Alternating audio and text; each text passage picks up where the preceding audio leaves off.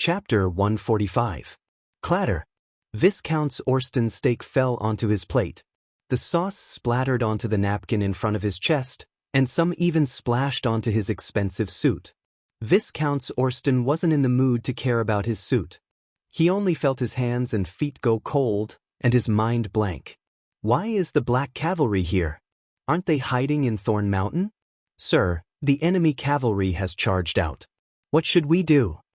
The messenger saw the stunned Viscount Orsten and couldn't help but rush him. Viscount Orsten was shocked. He came back to his senses and quickly ordered, "Quick! Get the attacking troops to retreat. Gather the soldiers and fight the enemy." Sir, although the order had been given, Viscount Orsten didn't relax at all. Because he knew that the odds were against them in this battle. The Black Cavalry didn't have many soldiers, only 8,000. They were scattered around Silver Moon City, with 2,000 in each direction. The Skyhorse Army had 40,000 soldiers outside Silver Moon City, with 10,000 in each direction. 2,000 against 10,000. It seemed that the Skyhorse Army still had the advantage in numbers. But in reality, the score couldn't be calculated like that. Firstly, the Black Cavalry was a cavalry unit, while the Skyhorse Army outside Silver Moon City was pure infantry. Infantry was naturally at a disadvantage against cavalry in the wild. The only way to win was to form a tight formation and counterattack with large shields, spears, bows, and other weapons. But at this time, the Skyhorse Legion had already set up a siege formation. In order to prevent the rain of arrows from causing a large number of casualties, the formation would be extremely scattered. Moreover, the weapons in the soldiers' hands were siege weapons, not large shields, spears, and other weapons to defend against cavalry attacks. Moreover, the 40,000 Skyhorse Army outside Silver Moon City weren't the real elites. The real elites had been brought to Thorn Mountain by Marquis Vincent to encircle the Black Cavalry. The 40,000 Skyhorse Army was originally prepared to fight the half-elves Silver Moon Guard. Of course, they wouldn't use elite troops. However, the heavens seemed to be playing a joke on them. The Black Cavalry did not appear in Thorn Mountain, but rushed out of Silver Moon City. Initially, I thought that my opponent would be a weakling with a combat power of 5. However, in the blink of an eye, Ultraman Tiger appeared. Viscount Orsten's heart turned cold when he saw the Black Cavalry approaching him. His first thought was to run. However, his rationality told him that running away would only lead to worse consequences.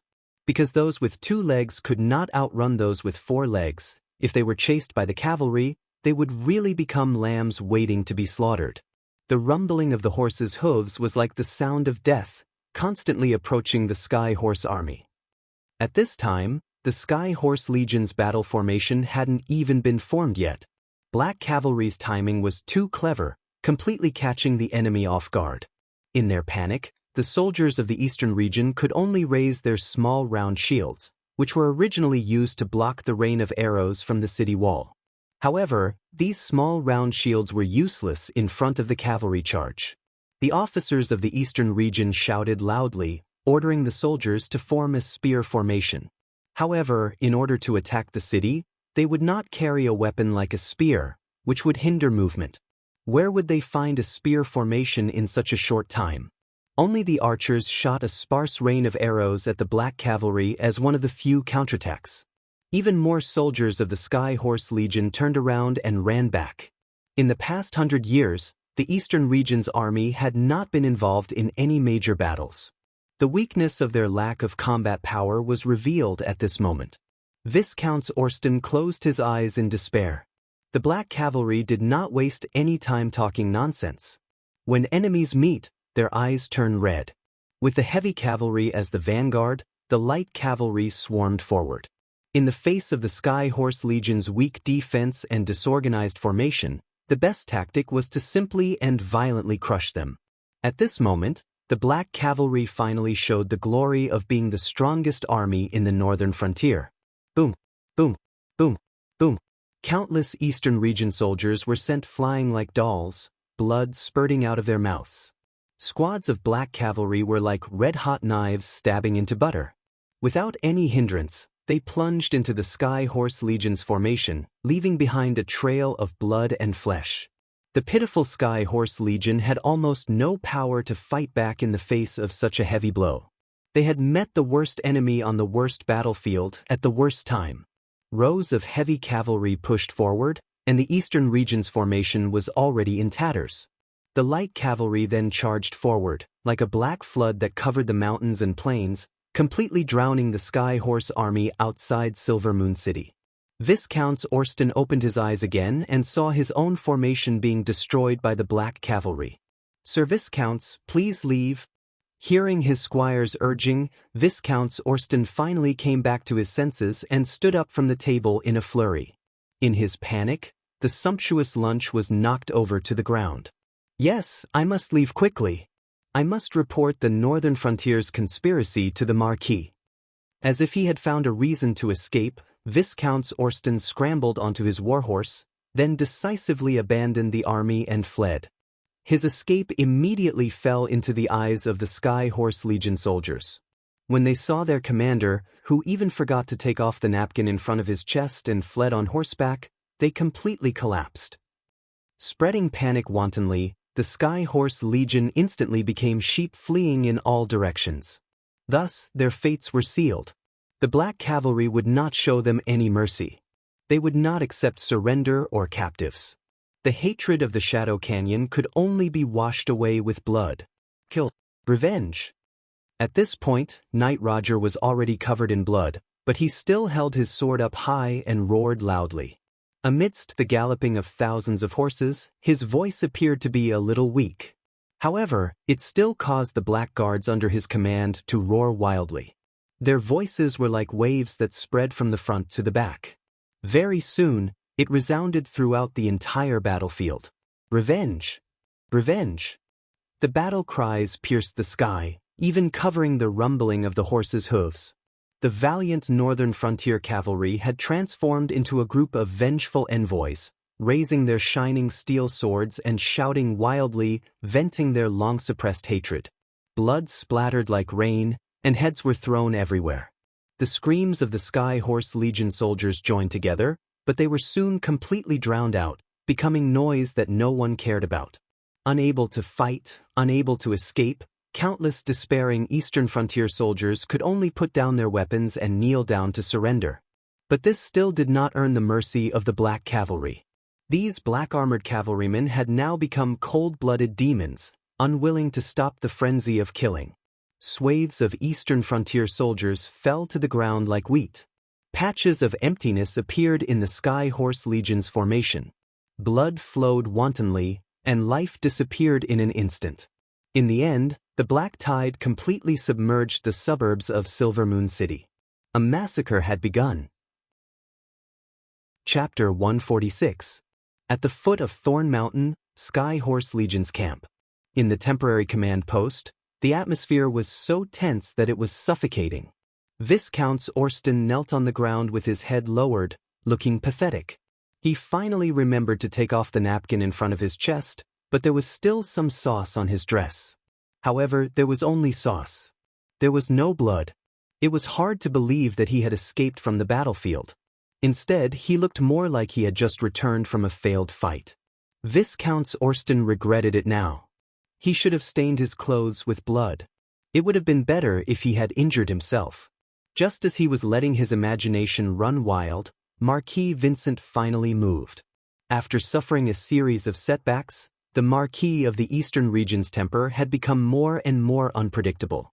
They thought that he would be furious after hearing the news of the 40,000 soldiers being annihilated. But who would have thought that Marquis Vincent would only quietly listen to Viscount Orsten's report and then faintly say, "Oh." It was as if Viscount Orsten had not brought back the news of defeat, but the anecdote of a terrible lunch. However, the long silence that followed made the officers of the Sky Horse Legion feel uneasy, as if there was a knife on their backs. Fortunately, Marquis Vincent stood up in the end. He slowly walked to Viscount Orsten and looked down at his once most capable assistant. There was no joy or anger in his eyes. Then he pulled out the sword at his waist. Viscount Orsten was scared out of his wits.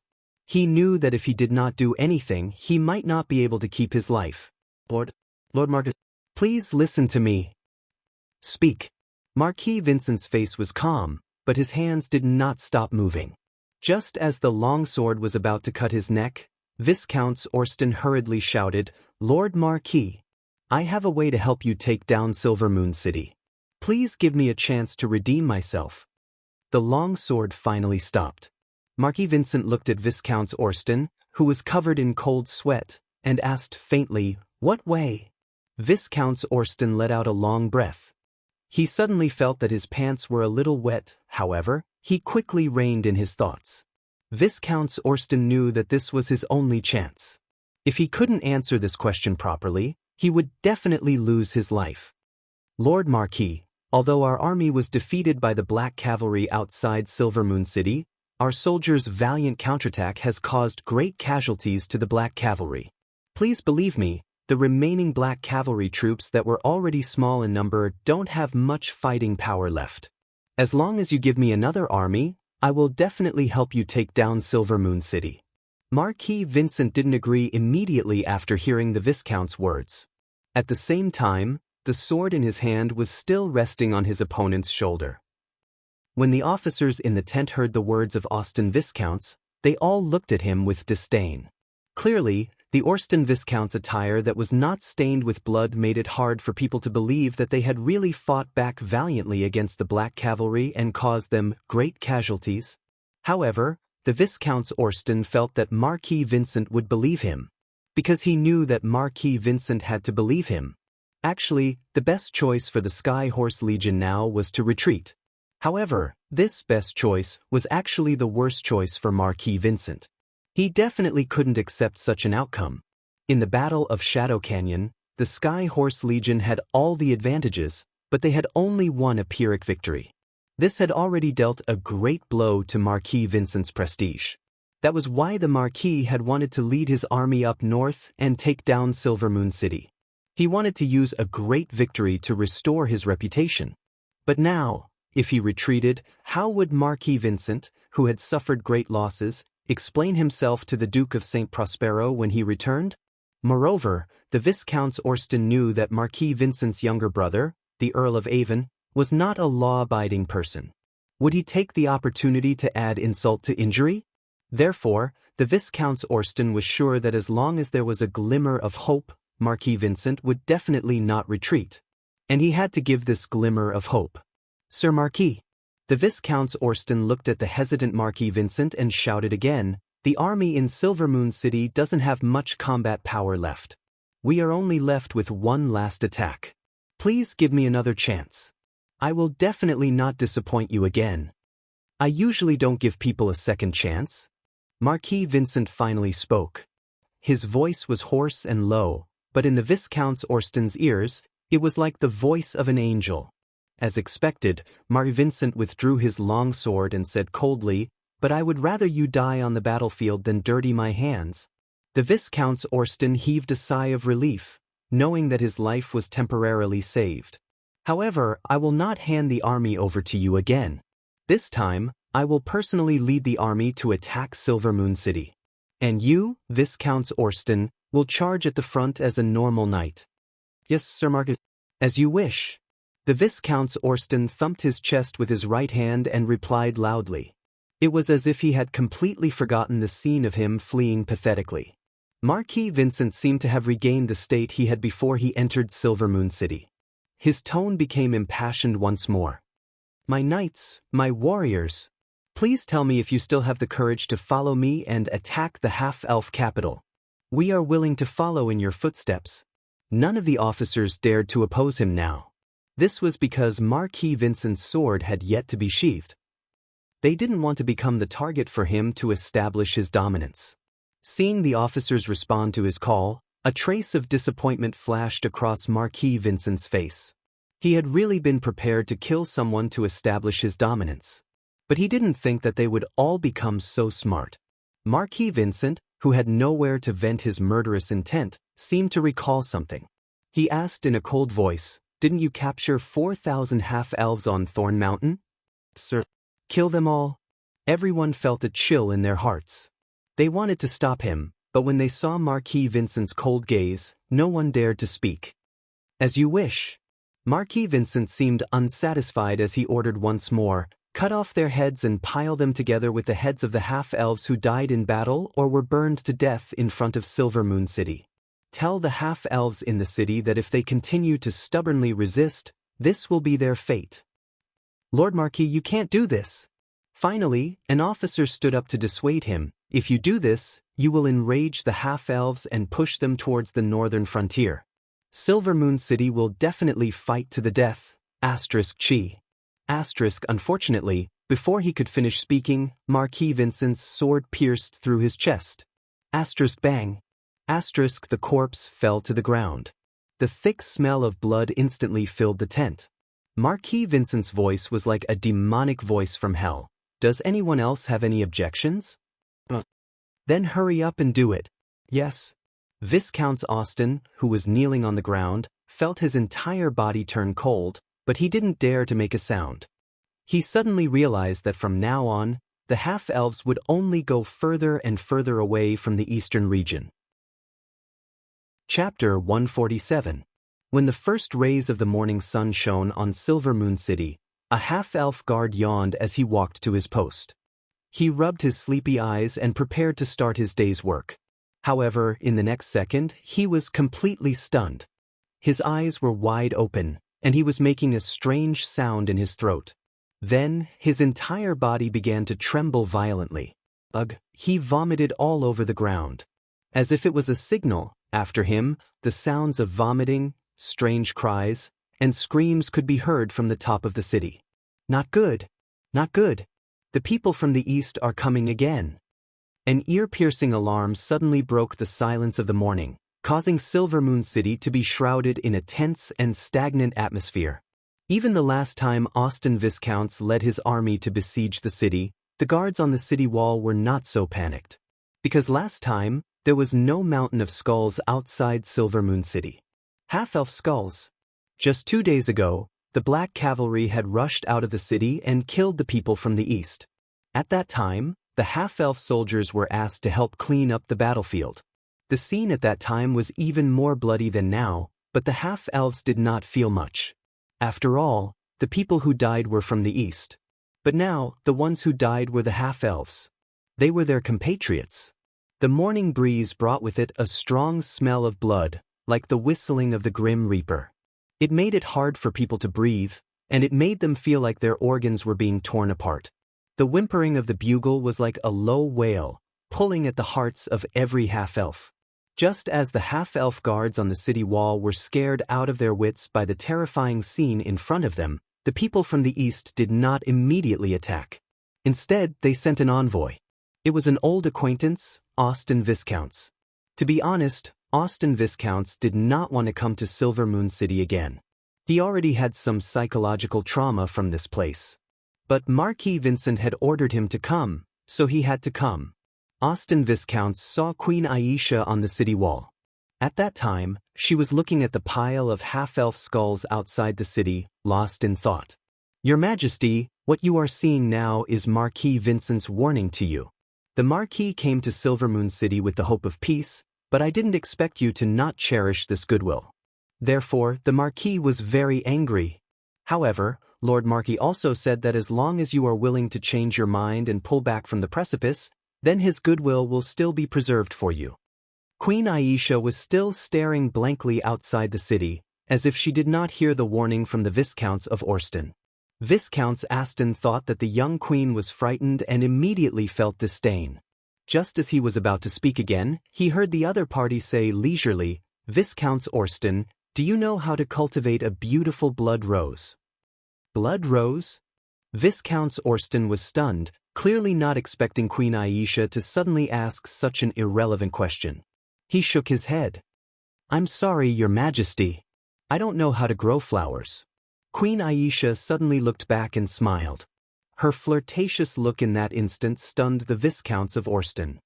To cultivate the best blood rose, you need fresh blood and skulls. Viscounts Orston frowned. He suddenly felt that he could not understand this beautiful half-elf queen. Just as he did not know how to respond to the queen's words, Colin walked over and smiled. The Queen means that you can scram now. Viscount Orsten's face turned ashen. He said angrily, Viscount Angley, you despicable fellow. If you didn't trick me last time, do you really think I would have lost to you? Just you wait this time, Lord Mark.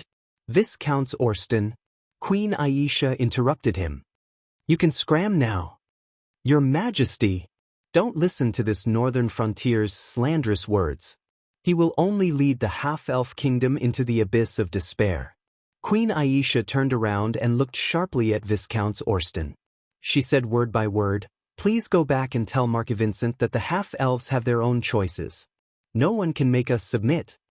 Viscount Orsten wanted to persuade her again, but seeing Colin's unfriendly gaze, he hurriedly bowed and ran away. Colin held the battlements and took a deep breath of the bloody air. He sighed. I'm sorry to have made you sacrifice so many of your people. Queen Aisha shook her head. You don't have to feel guilty. How can there be no sacrifices in war? Also, I actually feel that the half-elves should be thanking you. Oh? Why are you thanking me? Colin was puzzled. Although Aisha was his blood descendant and had been brainwashed, she shouldn't have become his brainless fan, right? Queen Elsa was bathed in the soft light of dawn. Her whole body seemed to be covered by a faint halo, making her look mysterious and beautiful. She said in a low and powerful tone, You're right. The half-elves have been living a leisurely life under the wings of the Radiant Empire for too long. Most of our people have already forgotten how cruel the outside world is. They have also forgotten that no amount of money can buy peace, let alone respect. They have also forgotten that only swords and blood can win us the right to survive in this world. Therefore, the half-elves need to make this sacrifice.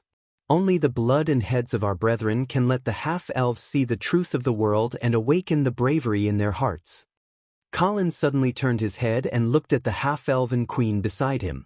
The morning light outlined her beautiful side profile, but in Colin's eyes, it was filled with strength and determination. I remember that your Miller family's emblem is thorns, right? Yes, blood-stained thorns. Queen Aisha also turned her head and looked into the eyes of the man beside her.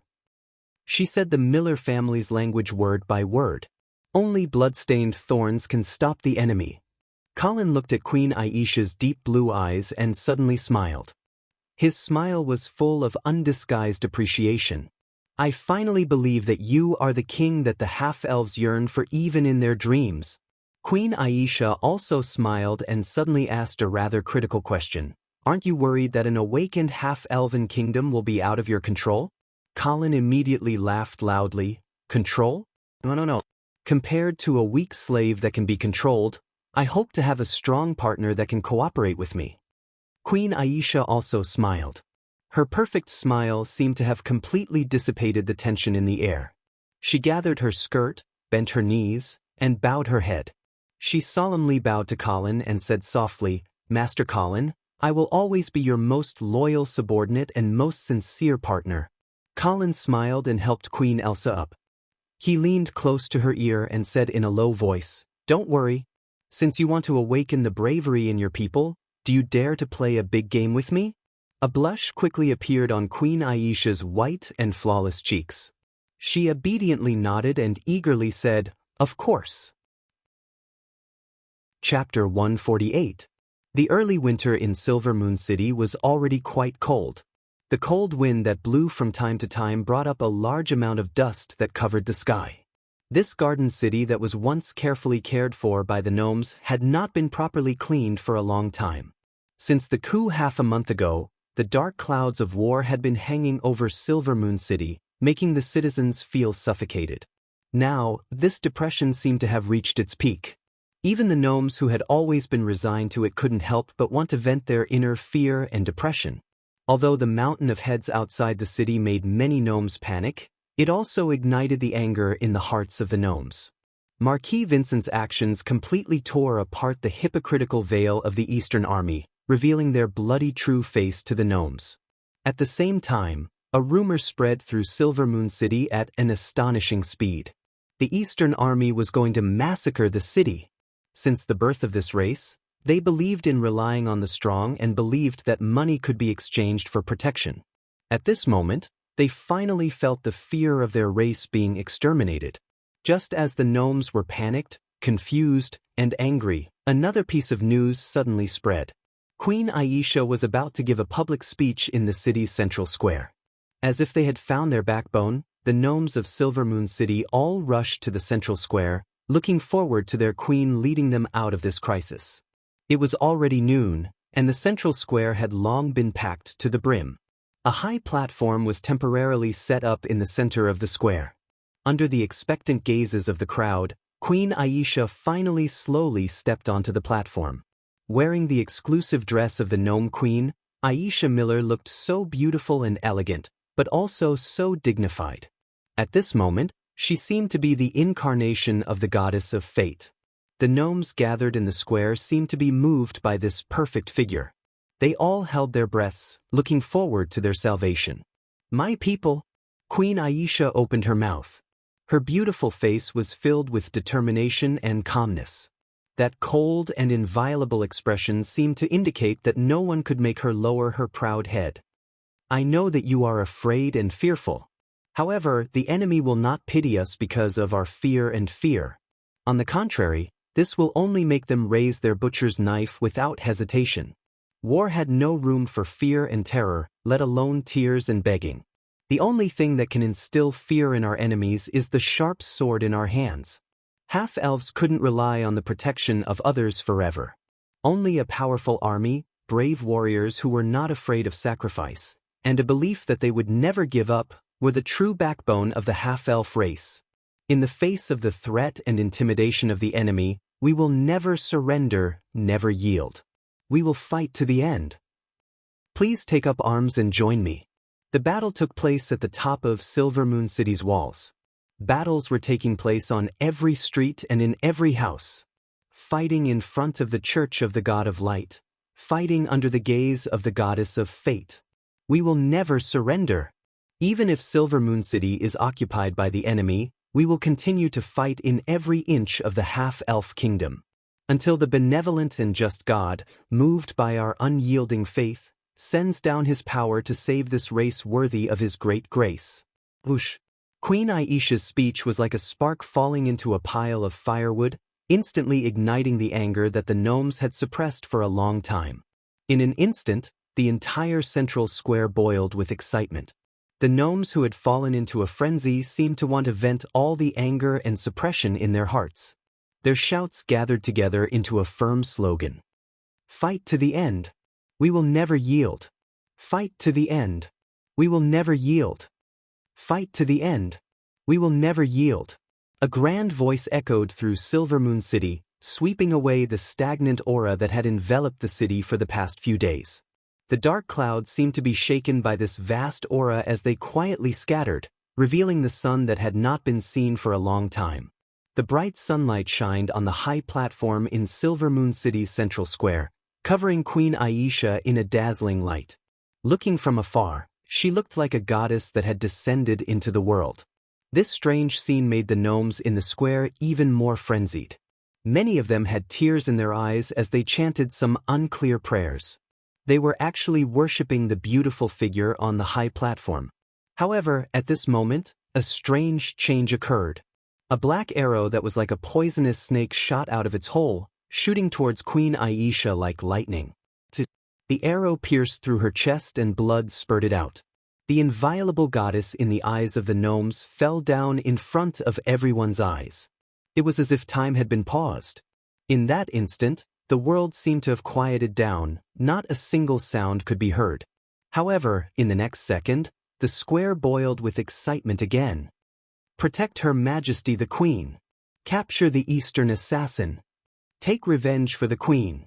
All kinds of chaotic voices caused the situation in the square to go out of control. The gnomes could not believe that Queen Aisha, who had just brought them hope of redemption, had fallen on the high platform just like that. The last string of reason had finally snapped. The surging anger, under the guidance of some people, was instantly directed towards the Eastern Assassin. The voices of taking revenge for the Queen became louder and louder. At this moment, even the weakest gnomes were not willing to mention the word surrender. It was as if it was an insult to them, as if it was blasphemy to Queen Aisha. Countless gnomes with red eyes rushed to the recruitment office. They would follow the will of Queen Aisha and fight to the end, never yielding. The recruitment office, which had always been deserted, had never seen such a lively and fanatical scene. In just 5 hours, the 30,000 members of the Silver Moon Guard had been replenished. The gnomes who had not been able to join the army were even unwilling to leave. They were clamoring for the Ordnance Department to give them a weapon. Even if they could not join the army, they were willing to fight to the death for Queen Aisha. The gnomes who had always been weak and afraid of war, under the influence of various factors, finally had their hidden blood aroused. At this moment, they seemed unstoppable and fearless. As this fanaticism continued to ferment, Colin even had to ask the officers of the Silver Moon Guard to restrain their subordinates. This barely stopped the gnomes who had fallen into madness from wanting to rush out of Silver Moon City and fight to the death with the Eastern Assassin. However, the gnomes who were filled with anger and had nowhere to vent it still set fire to Silver Moon City. Of course, this was not because they were crazy and wanted to burn the city. It was because they wanted to destroy the wisteria on the city wall. The wisteria that was originally used to decorate the city wall would obviously become a ladder for the enemy to climb up during the siege. This action of the gnomes seemed to be a solemn declaration the weak and easily bullied race of the past that was greedy for pleasure was no longer there. Instead, it was replaced by an iron-blooded race that had been reborn from the ashes. Queen Aisha and Colin's careful arrangements, as well as Marquis Vincent's divine assistance, had successfully aroused the blood of the gnomes. Although this blood was still very weak, as long as it was properly guided and the blood and heads of the Eastern assassins were used as sacrifices, it might be possible to forge the martial spirit of the gnomes. Chapter 149. The setting sun slowly penetrated the clouds and shone its golden rays on the city walls of Silver Moon City. The black smoke that rose in spirals was somewhat abrupt in the sunset, and the city walls that were charred black by the smoke were particularly ugly. The once beautiful and bustling city of gardens had in the blink of an eye lost its impetuousness and superficiality, replaced by a solemn and stirring temperament. Countless angry half-elves stood guard on the city walls, glaring at the Eastern army outside the city with their scarlet eyes, as if they wanted to swallow them alive. The 4 beautiful but fragile crystal gates were completely smashed, and a large amount of gravel and sand were used to completely block the entrance to show their determination not to surrender. Outside the half-elven palace, a large number of sorrowful half-elves gathered, quietly praying for Queen Aisha, unwilling to leave for a long time. Inside the palace, the atmosphere was equally solemn. Until a priestess came out of the palace and reported with a smile, "My lords, please don't worry. Her Majesty's life is not in danger, but her injuries are very serious, and it will take a long time for her to recover." The half-elven nobles who were bitterly waiting outside the palace breathed a sigh of relief. That's good, God of light bless us. Praise the goddess of fate." Then, the priestess hesitated as if she didn't know if she should say the following words.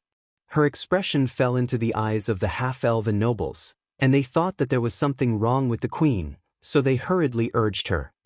"Is there anything else? Is there something wrong with Her Majesty's body?" At this critical moment, Queen Aisha was too important to the half-elves. At this time, only she could unite the half-elves, and only she could prevent this crazy race from completely losing control. Actually, what I want to say is good news. Seeing the anxious faces of the half-elven nobles, the priestess could only helplessly explain. Then all the more reason to say it. Yes, the half-elven kingdom needs good news now. Under the urging of the crowd, the priestess had to tell the truth. When I was examining Her Majesty's body, I accidentally found that she was pregnant. Pregnant? Her Majesty is pregnant? At this time, the expressions of the half-elves became a bit strange. A few half-elf nobles even began to sneak glances at Colin. The close relationship between Viscount Angley and Queen Aisha naturally could not be hidden from the eyes of those who were observant. Colin was also dumbfounded. Am I going to be a father? Was it a boy or a girl? So vampires also had the ability to reproduce. All kinds of complicated thoughts flooded Colin's mind in an instant, causing him to be at a loss. Until he saw the strange gazes of some half-elf nobles. Colin quickly put away the silly smile on his face, coughed a few times, and said with a smile, "Congratulations, Your Majesty. I didn't think that the old king would leave behind such a posthumous child. He should be able to rest in peace in the kingdom of heaven." "As if I'd believe you." Some clever half-elf nobles cursed inwardly. The old king was already half dead back then. How could he have the ability to impregnate Queen Aisha? If he really had the ability, would he have needed the queen to adopt Prince Tup? However, although they were cursing in their hearts, on the surface, the half-elf nobles nodded in agreement. Yes, yes, the old king can rest in peace. At such a critical moment, this child must be the will of God. Yes, it must be the grace of the God of light. Seeing that they had already fallen out with the eastern region, these half-elf nobles did not dare to offend the northern frontier. So even if they knew that this child was most likely Colin's, the half-elf nobles could only pinch their noses and accept it. Colin nodded in satisfaction. He was very satisfied with these half-elf nobles who knew what was good for them. "All right, everyone quickly tell Her Majesty's people these two pieces of good news. Let them understand that God has not abandoned the half-elves." "Yes, yes. All of you are dismissed. I will go see Her Majesty." After saying this, Colin walked into the Queen's bedroom in an unyielding manner. The half-elf nobles exchanged glances with each other and then dispersed. Walking into the bedroom alone, Colin waved to the maids and ordered, "All of you are dismissed." Yes. At this time, Queen Aisha was lying quietly on the bed with a pure white thin quilt covering her body. Her beautiful face was like a delicate sculpture, and there was an indescribable strength in her weakness. After the maids left, the hall became quiet again. Queen Aisha, who was seriously injured and unconscious, sat up straight from the bed and looked at Colin with a smile. "We did it." There was a double meaning in her words. In order to treat her wound, Queen Aisha's upper body was naked at this time. Only her chest was wrapped in a white bandage. When she sat up, the thin quilt on her body immediately slid down, revealing a large area of snowy white. The undulating mountain range made Colin's breathing quicken for a moment. But he still quickly walked forward and let Queen Aisha lie back down. He shook his head and said, "If I knew you were pregnant, I wouldn't have let you take such a risk." Queen Aisha smiled indifferently. "It's okay, I can feel that the arrow didn't do much to me. The blood angel's divine power seems to have transformed me into another kind of creature." Colin's eyes flashed and asked, "Then recuperate well and drink more fresh blood." "Oh, right, didn't I ask you to try drinking the blood of some high-grade knights? Have you tried it?" "I have." "Are there any changes in your body?" "No, other than it being more delicious. It's no different from the blood of ordinary animals." Ugh. It seemed that the blood descendants couldn't advance by drinking the blood of high-grade knights. Colin noted this point and then said, "Rest well for the next few days. Leave the rest to me." Queen Aisha shook her head firmly. "No, I want to appear in front of my people again." Colin couldn't help but laugh. "You're addicted to acting." Queen Aisha stuck out her small tongue and revealed a rare look of naivety. "It wasn't easy for us to arouse the blood of the half-elves. If we don't strike while the iron is hot, wouldn't it be a pity? Well, then tomorrow morning, you go to the city again." Colin sighed. "I now suspect that even if the Black Cavalry doesn't move, the Eastern Army outside the city won't be able to take down the current Silver Moon City." Queen Elsa smiled sweetly. She took Colin's hand and placed it on her flat belly, which was not yet obvious. She said affectionately, "I want to leave him a powerful half-elven kingdom." Chapter 150. The sun rose as usual. It was a rare day of good weather. The blue sky was devoid of any other color. It was as pure as a girl's dream. However, Marquis Vincent's face was gloomy as he looked at the burnt walls of Silvery Moon City. He didn't know what had happened in Silvery Moon City, but he could guess from the new mental state of the defenders. This battle was not going to be easy. Just as he furrowed his brows, Silvery Moon City suddenly erupted in cheers.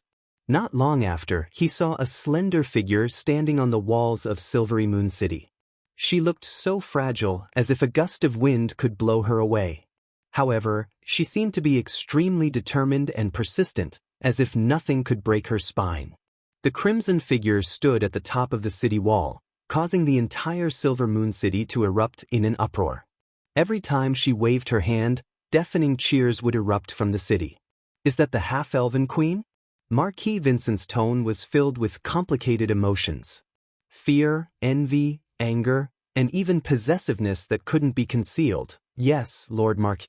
Viscount Austen nodded, but his heart was filled with doubts. Since when did Queen Aisha have such high prestige in Silvery Moon City? Marquis Vincent looked at the rising morale on the walls of Silvery Moon City and felt that he couldn't wait any longer. The half-elves didn't seem like they would surrender. They were prepared to follow the path of the northern frontier to the end. Thus, he gritted his teeth and said, "Pass down my orders. Attack the city." Woo! The ear-piercing sound of the bugle interrupted Queen Aisha's show. She frowned and pushed away the maid supporting her. She pointed outside the city and said loudly, "My people, the enemy has raised their butcher's knife. What should we do?" "Fight to the end. Fight to the end."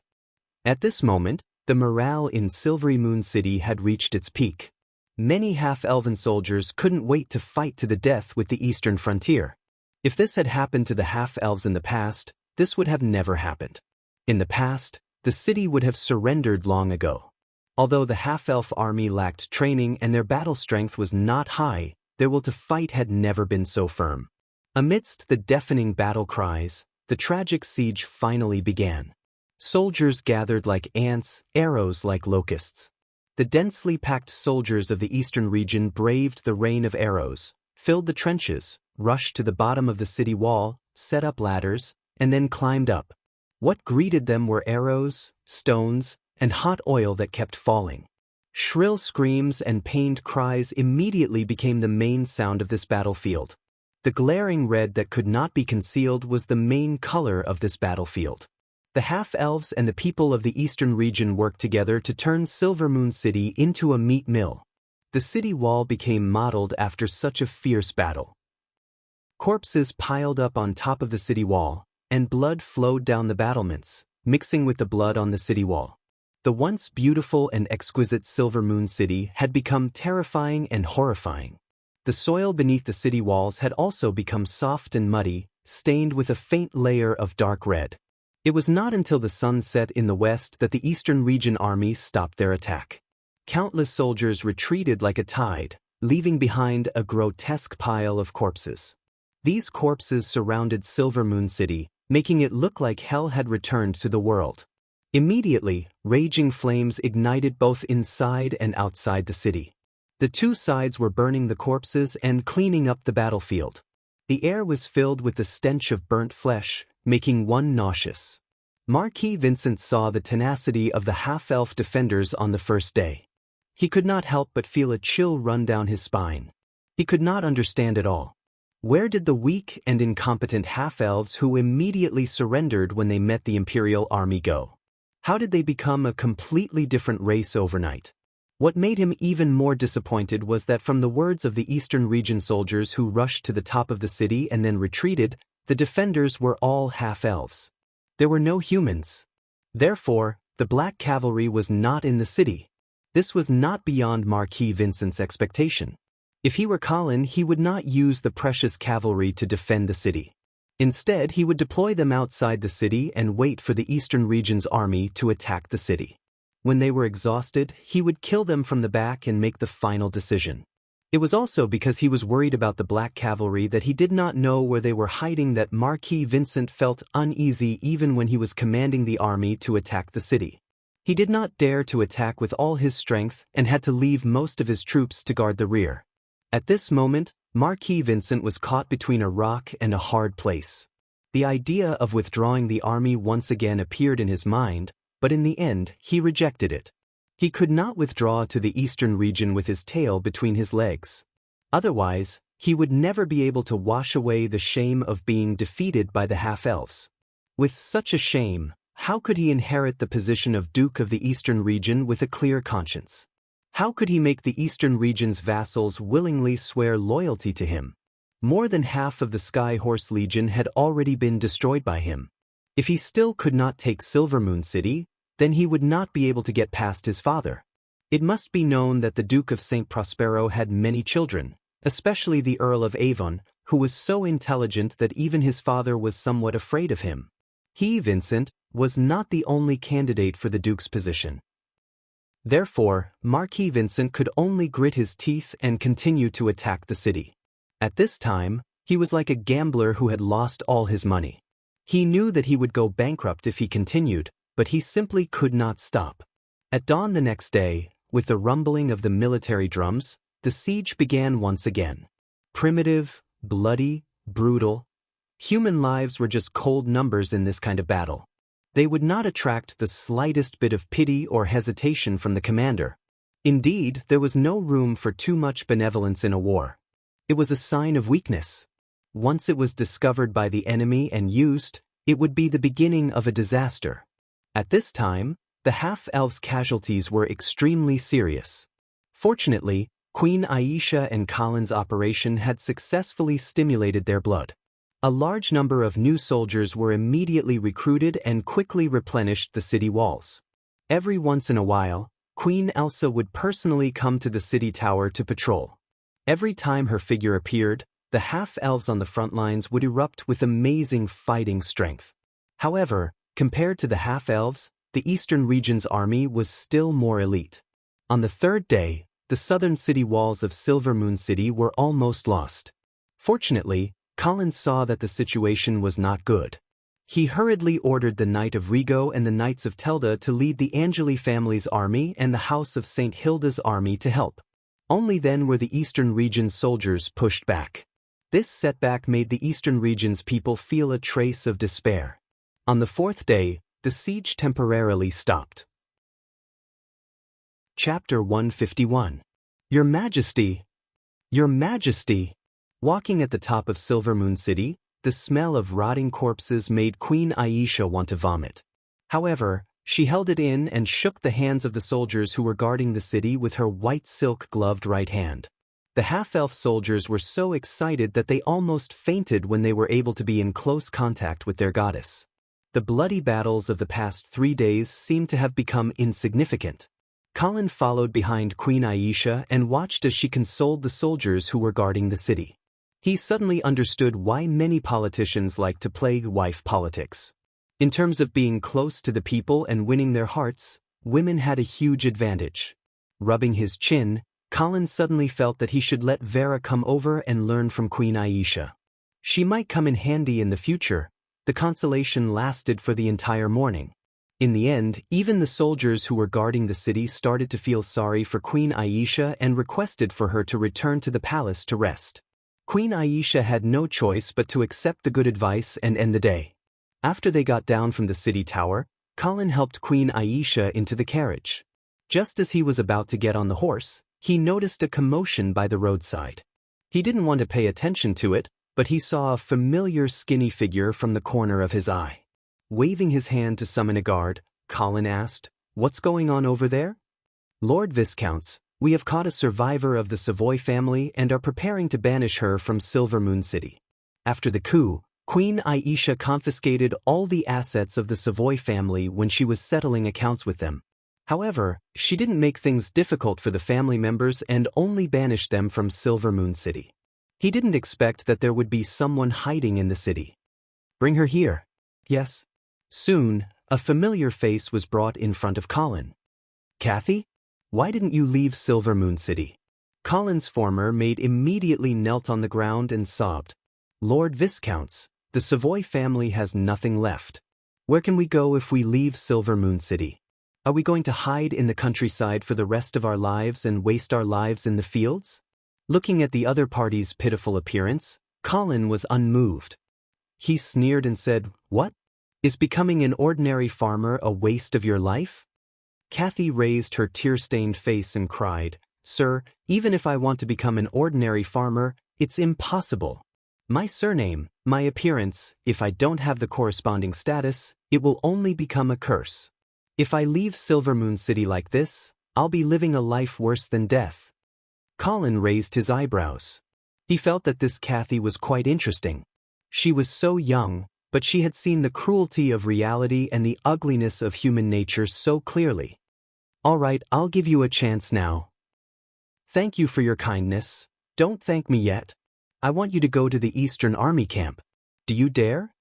Kathy was stunned for a moment, then nodded firmly. Sir, I dare. Good. If you succeed this time, I can promise you that I'll give the Savoy family the title of Baron in the half-elven kingdom. Hearing this, Queen Aisha lifted the curtain and nodded to Kathy, indicating that she had recited Colin's promise. Kathy's face was filled with joy. As long as she could keep the Savoy family's title of nobility, there was nothing she couldn't do. Lord Viscounts, may I know what you want me to do? Under the pitch-black night sky, Marquis Vincent could clearly see countless cavalrymen lined up neatly. Their bodies were covered in black armor, revealing only a pair of cold and indifferent eyes. Thousands of cavalrymen lined up neatly, spears held horizontally in front of them. Under the moonlight, they seemed to have the terrifying power to pierce through the sky. Slowly, the cavalrymen began to move forward. Their speed wasn't fast, but they silently revealed an unstoppable force.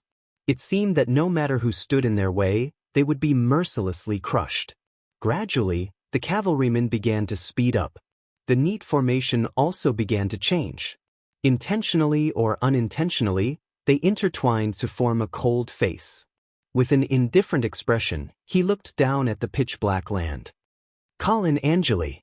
Marquis Vincent suddenly recognized the face. As if they heard his exclamation, the cavalrymen instantly increased their speed to the maximum. Countless black warhorses, black armor, and black spears converged into a black torrent that surged toward Marquis Vincent. Marquis Vincent subconsciously reached for his waist, but he couldn't find his knight sword. In a panic, he looked back, but he found that there was no one behind him. When he wanted to run, he felt that his legs were firmly nailed to the ground, and he couldn't move at all. His body instinctively leaned back until it was level with the ground.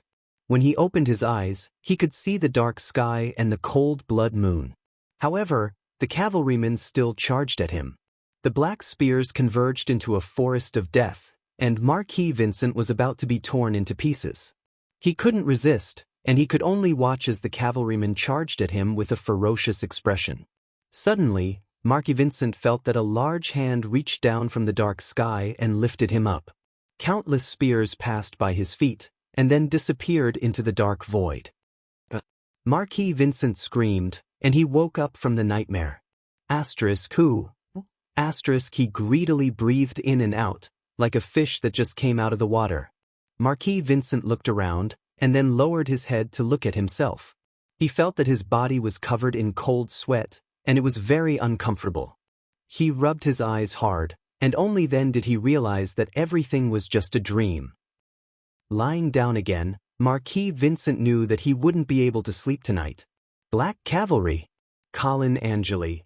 He muttered these two names that made him unable to sleep, and his eyes were staring at the top of the tent, thinking about something. Marquis? In a daze, Marquis Vincent suddenly realized that someone was calling him.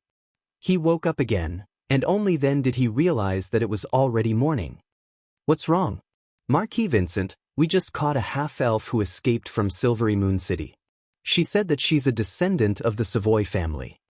Savoy family? Marquis Vincent hurriedly sat up from the bed and ordered, "Bring her to me immediately." Soon, Kathy was brought to Marquis Vincent. Marquis Vincent looked at the half-elf girl with a cautious expression, and his first sentence scared her quite a bit. She only heard him ask in an extremely cold tone. "Colin sent you, didn't he?" Chapter 152. Colin, you sent that Kathy to the Eastern Border Army camp. Will it work? Inside the palace, Queen Aisha raised her head from a pile of documents and stretched her body, revealing her beautiful curves to Colin. Why would it not work? Colin laughed, his eyes unrestrainedly admiring the half-elf beauty in front of him. Queen Aisha personally poured a cup of deer blood wine for Colin and another for herself. She doubtfully asked, "We just used Prince William to trick them once, will they fall for it again?" Colin drank the wine in one gulp and asked, "Do you know how the hunters of the northern frontier hunt direwolves?" Queen Aisha shook her head. Although she did not understand why Colin suddenly changed the topic, she still looked at Colin with her bright eyes, indicating for him to continue. Direwolves, especially white wolves, are extremely difficult to deal with. Their fighting strength is extremely strong, and most hunters will not choose to fight them head-on, because the direwolf's final counterattack will cause the hunter to pay a heavy price. Therefore, the best way to deal with them is to use traps. However, direwolves are very smart, and when they come across small animal corpses in the forest, they will not touch them at all, because they also understand that it is very likely that it is a bait set by the hunter. The experienced hunter's way of dealing with this is to chase after the direwolf and constantly harass it, not giving it a chance to fight back, but at the same time, not allowing it to hunt in peace. After a long time, the direwolf will be tortured by exhaustion and hunger. At this time, it will also not be able to resist the temptation of small animal corpses. Even if it is likely to be a hunter's trap, it will still feel lucky and think that if it swallows the bait, it will still have the strength to fight back. Queen Aisha nodded thoughtfully. "So, Kathy is the bait you threw out. Even if it is easy for Marquis Vincent to see through it, you still think that he will not be able to resist the temptation." Right now, the Eastern Army is like a white wolf that is exhausted and in a dilemma. If you throw it a bait, even if it knows that it may be a trap, it will still bite it. Indeed. Queen Aisha's eyes were bright, and her tall and beautiful nose and slightly pursed red lips gave her a demure and intelligent temperament. "But why do I feel that your plan seems to be a little impatient?" Colin sighed and nodded. "Yes, that's true. In fact, the best way for us is to continue wasting time with the Eastern people. Silvermoon City had enough surplus food, but the Eastern region people's escape route had been cut off by the Black Cavalry, so it was impossible for them to get supplies. As long as this stalemate continued for another 2 or 3 months, the people of the Eastern region would really fall into a dilemma. If we throw out the bait now, it may lead to a fierce counterattack from the Eastern region. Then why did you?" Colin gestured for Queen Aisha to pour him another glass of wine. He frowned and said, "I'm worried about the northern frontier." "The northern frontier?" "I haven't received a letter from Ice Stone City for a long time. I suspect that the Eastern Army outside the city has blocked the news." "Why are you worried about the northern frontier?" "Because I gradually realized that my initial judgment of 2 things may have been a little wrong." "Which 2 things?" Colin drank another glass of deer blood wine and said, "The first thing is the mastermind behind Sith Savoy. At first, I thought that it was the Duke of St. Hilda who ordered him to kill Vera, but now I feel that the truth of the matter may not be so. Sith was introduced to me by Prince Okamoto, which means that the Savoy family is related to the trolls. Then, is it possible that the trolls were behind the assassination of Vera? They want to completely trigger the conflict between the northern frontier and the eastern region so that they can have a chance to breathe.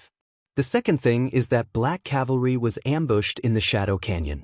It seems that the Duke of St. Hilda is trying to eliminate the unstable elements in the northern frontier. But if you think about it carefully, there is a problem. How could the Duke of St. Hilda get the eastern region to cooperate with him to get rid of his brother?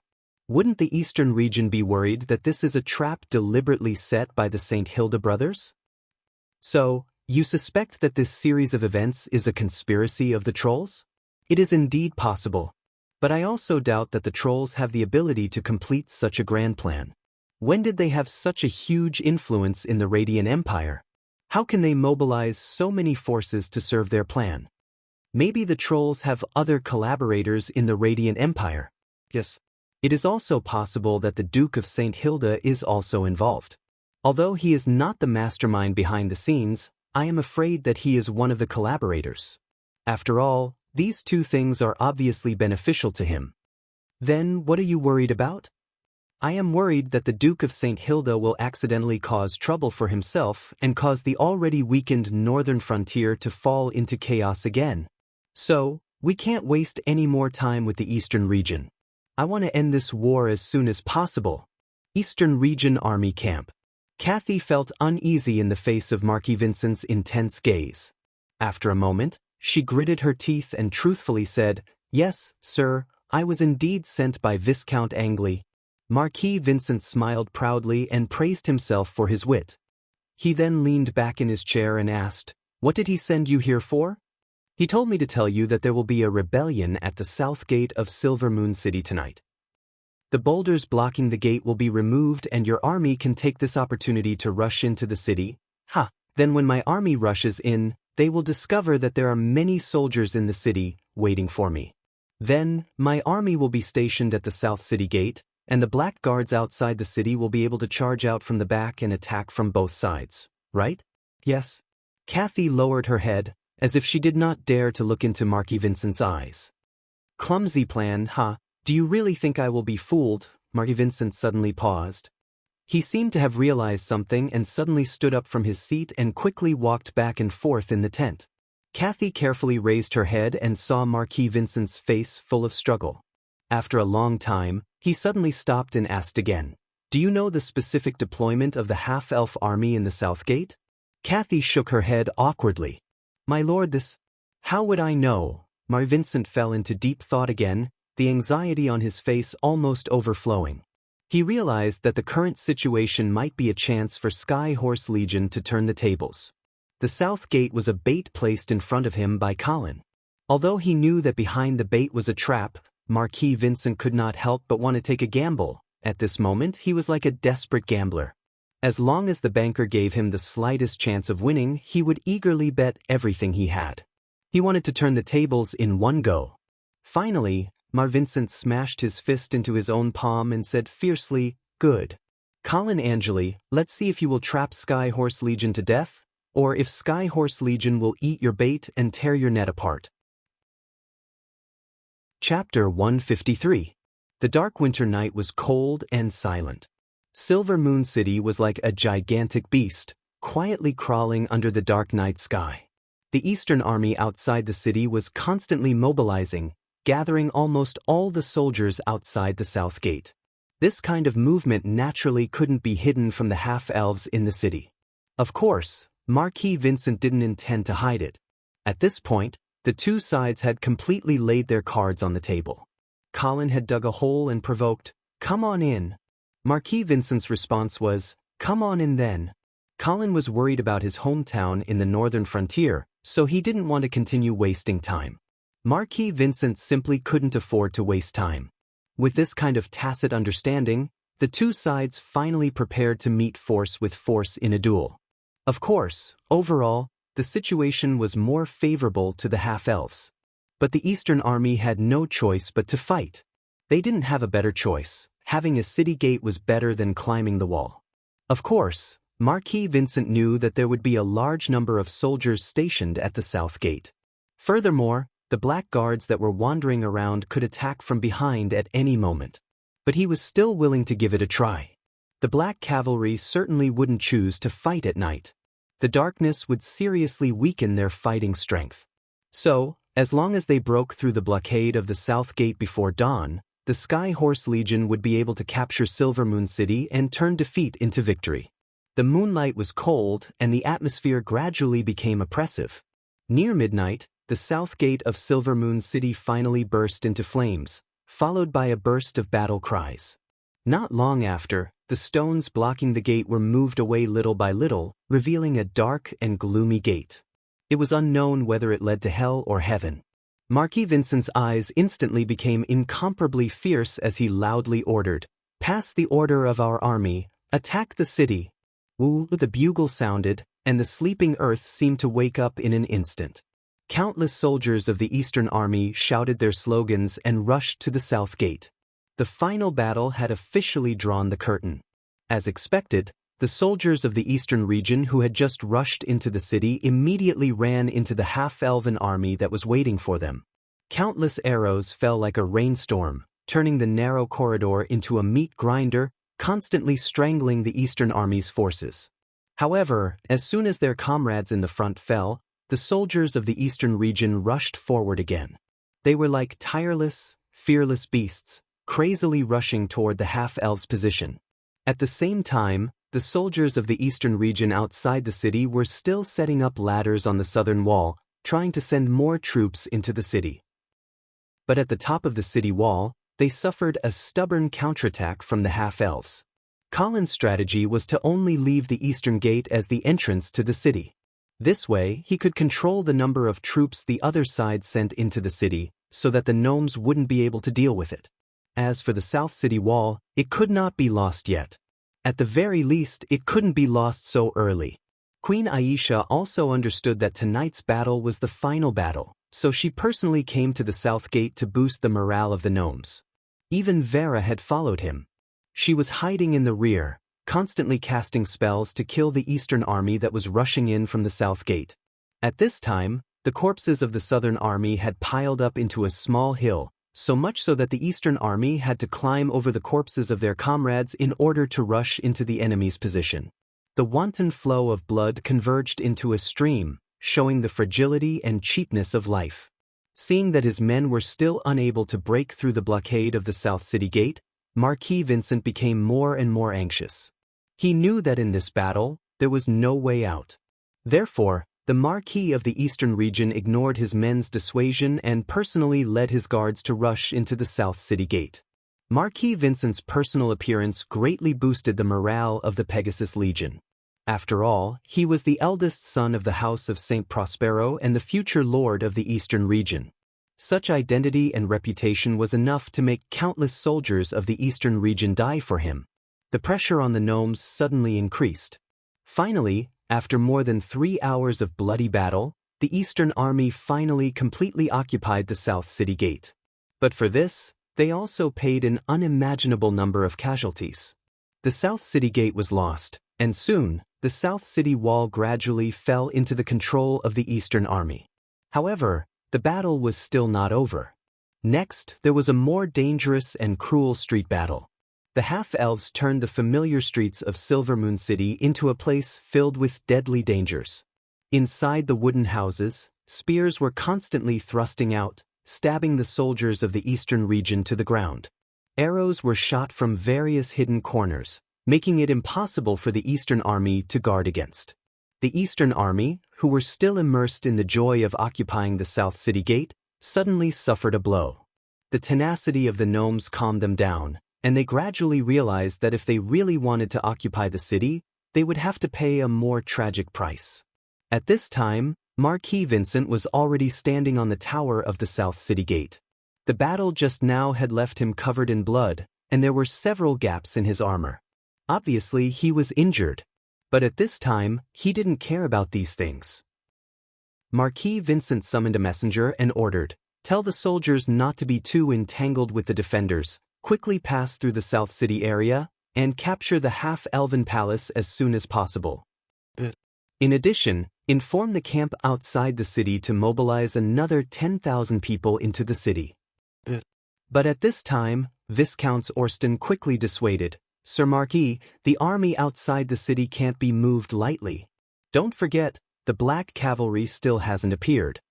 Marquis Vincent's eyes seemed to be on fire, and he fiercely said, "Of course I know the Black Cavalry hasn't moved. But as long as we occupy the palace first, and capture Queen Aisha, Viscount Angley, and the others, the Black Cavalry will naturally surrender without a fight." Viscount Orston's mouth moved, and he wanted to persuade him again, but he saw Marquis Vincent's cold gaze suddenly turn towards him, and he ordered, "Viscount Orston, I give you until dawn to lead the army to occupy the palace. If you can't complete the mission, don't come back to see me." Viscount Orston's expression was gloomy, and he could only accept the order and leave. Marquis Vincent stood on the city wall of Silvermoon City, looking at the pitch-black night sky outside the city, and muttered to himself, "Viscount Angley, how long are your Black Cavalry going to hide?" At the same time, Colin was standing on the palace wall, looking at the flames and screams in the South City area, but his heart was extremely cold. This time, in order to quickly finish off the Pegasus army, his plan had indeed caused the gnomes to suffer heavy casualties. But he didn't regret it. This was a battlefield of life and death, and there was no room for too much benevolence. Moreover, the gnomes indeed needed such a bloody battle to rise from the ashes. At most, Colin would compensate this race in the future. Of course, this was on the premise that this race would continue to follow his footsteps and fight for him. Looking away, Colin no longer paid attention to the battle in Silver Moon City, because the moment that would determine victory and defeat would come next. An Eastern Border soldier who had rushed near the palace raised his head in shock and saw a black shadow spreading its huge bat wings, suddenly rising from the palace wall and flying out of Silver Moon City. Just as he was in a daze, a sharp arrow suddenly shot out from a dark corner, piercing his throat. Huff, huff. As he fell to the ground, the Eastern Border soldier was still thinking, was that figure an angel or a devil? Chapter 154. No matter how long the darkness was, dawn would eventually come. There was no sun, no light of dawn. Silver Moon City's dawn was gloomy. The sky was overcast as if it was about to snow. The air pressure was very low, so low that it made it hard for people to breathe. The soldiers of the eastern region who were feeling suffocated only wanted to find something to vent. And killing people was undoubtedly the best choice. Silver Moon City had already turned into a sea of blood and fire. Shouts and screams intertwined to create a scene of hell on earth. However, the massacre of the Eastern region soldiers had thoroughly aroused the anger that had been suppressed for a long time in the hearts of the half-elves. More and more civilians joined the battle, using all kinds of things that could not even be called weapons to resist the evil invaders. The battle in the half-elven palace was the most bitter. Countless crazy soldiers of the eastern region climbed over the palace walls like ants and killed their way in. But the half-elven guards in the palace were still tenaciously fighting back, defending the last pure land in their hearts and protecting their queen. As time passed, Marquis Vincent became more and more anxious. He kept having the messenger pass on his orders to the front lines, and also kept transferring troops from outside the city into the city, trying to completely break through the last obstacle in front of him. What's wrong with Austin? Why hasn't the palace been taken yet? Lord Marquis, Austin Viscounts said that the resistance of the half-elves in the palace is very fierce. Moreover, our troops in the city are also constantly being attacked, and more soldiers are dying. Chi. Marquis Vincent chopped off the head of the herald with his sword. Then, with bloodshot eyes, he ordered a retainer beside him, "Let's go. Take his head to Austin Viscounts and tell him that I'll give him 1 more hour. If he can't complete the mission on time, I'll kill him." Yes. The retainer picked up the bloody head and hurriedly walked down the city wall, heading towards the palace. At this time, Marquis Vincent suddenly felt a trace of cold air on his face. He raised his head to look, and didn't know when, but snowflakes were floating in the sky. At the same time, a sentry horseman staggered up the city wall and reported with a panicked expression, "Lord Cavalry, Black Cavalry has appeared." Marquis Vincent's expression changed abruptly as he turned his head to look outside Silver Moon City. The sky to the south of the city was already covered by billowing smoke and dust. Then, the earth began to tremble as if a group of ancient giant beasts were charging towards them. Shock and fear instantly drowned Marquis Vincent's reason. The sword of Damocles hanging above his head finally slashed down. "Lord Marquis? Lord Marquis?" Seeing Marquis Vincent standing there in a daze, the sentinel couldn't help but remind him. Only then did Marquis Vincent come back to his senses. He forced himself to calm the panic in his heart and immediately ordered, "Pass down the order outside the city. Get into formation and prepare for battle." In fact, in order to prevent the Black Cavalry from attacking from behind, the Sky Horse Legion did not put all of their forces into this siege. At least half of their forces were left outside the city. Of course, when Marquis Vincent saw that the palace could not be taken down after a long time, he transferred some troops from outside the city into the city. But at this time, there were at least 20,000 Eastern troops outside the city. Under Marquis Vincent's military order, they immediately formed a dense spear formation and raised a huge shield, ready to meet the Black Cavalry's attack. Along with the earth-shattering sound of hooves, the densely packed Black Cavalry formation was like a moving wall, quickly covering the field of vision of the Eastern troops. In an instant, all the sound in the world disappeared, leaving only a neat note. On the city wall of Silver Moon City, Marquis Vincent's face instantly turned pale. The Marquis of the Eastern Border who had bet all his wealth on Colin couldn't help but regret it. After successfully annihilating the Black Cavalry's main force in the Shadow Canyon, Marquis Vincent had been very proud of himself for a while. It was inevitable that he felt that the heroes of the world were nothing more than this. It wasn't until now, when he really faced the Black Cavalry's charge, that he understood how terrifying this invincible army of the northern frontier was. The galloping warhorses caused the earth to shake. The thunder-like sound of horse hooves struck everyone's hearts, making it hard for them to breathe. Those who hadn't seen this scene with their own eyes would never be able to imagine what kind of terrifying momentum the elite cavalry of the Black Cavalry had when they charged. Looking down from the top of the city wall, it was like a black flood that had broken through a dam, surging forward with an unstoppable momentum. At this time, Colin was at the head of this black torrent. In a trance, he seemed to have returned to half a year ago, when he followed Marquis Garcia and led 3,000 heavy cavalry to break through the Troll Army's formation on the Sky Ice Field. This kind of indomitable and invincible feeling was the same as before. The only difference was that the Black Cavalry now belonged to his army. Bow! Bow! The officers of the Eastern Army shouted at the top of their lungs. With the sound of bowstrings buzzing, black arrows rose from the Eastern Army's formation into the sky, mixed with a scalp-numbing whizzing sound, and fell into the ranks of the Black Cavalry. However, the front row of the Black Cavalry was full of heavy cavalry wearing full body armor.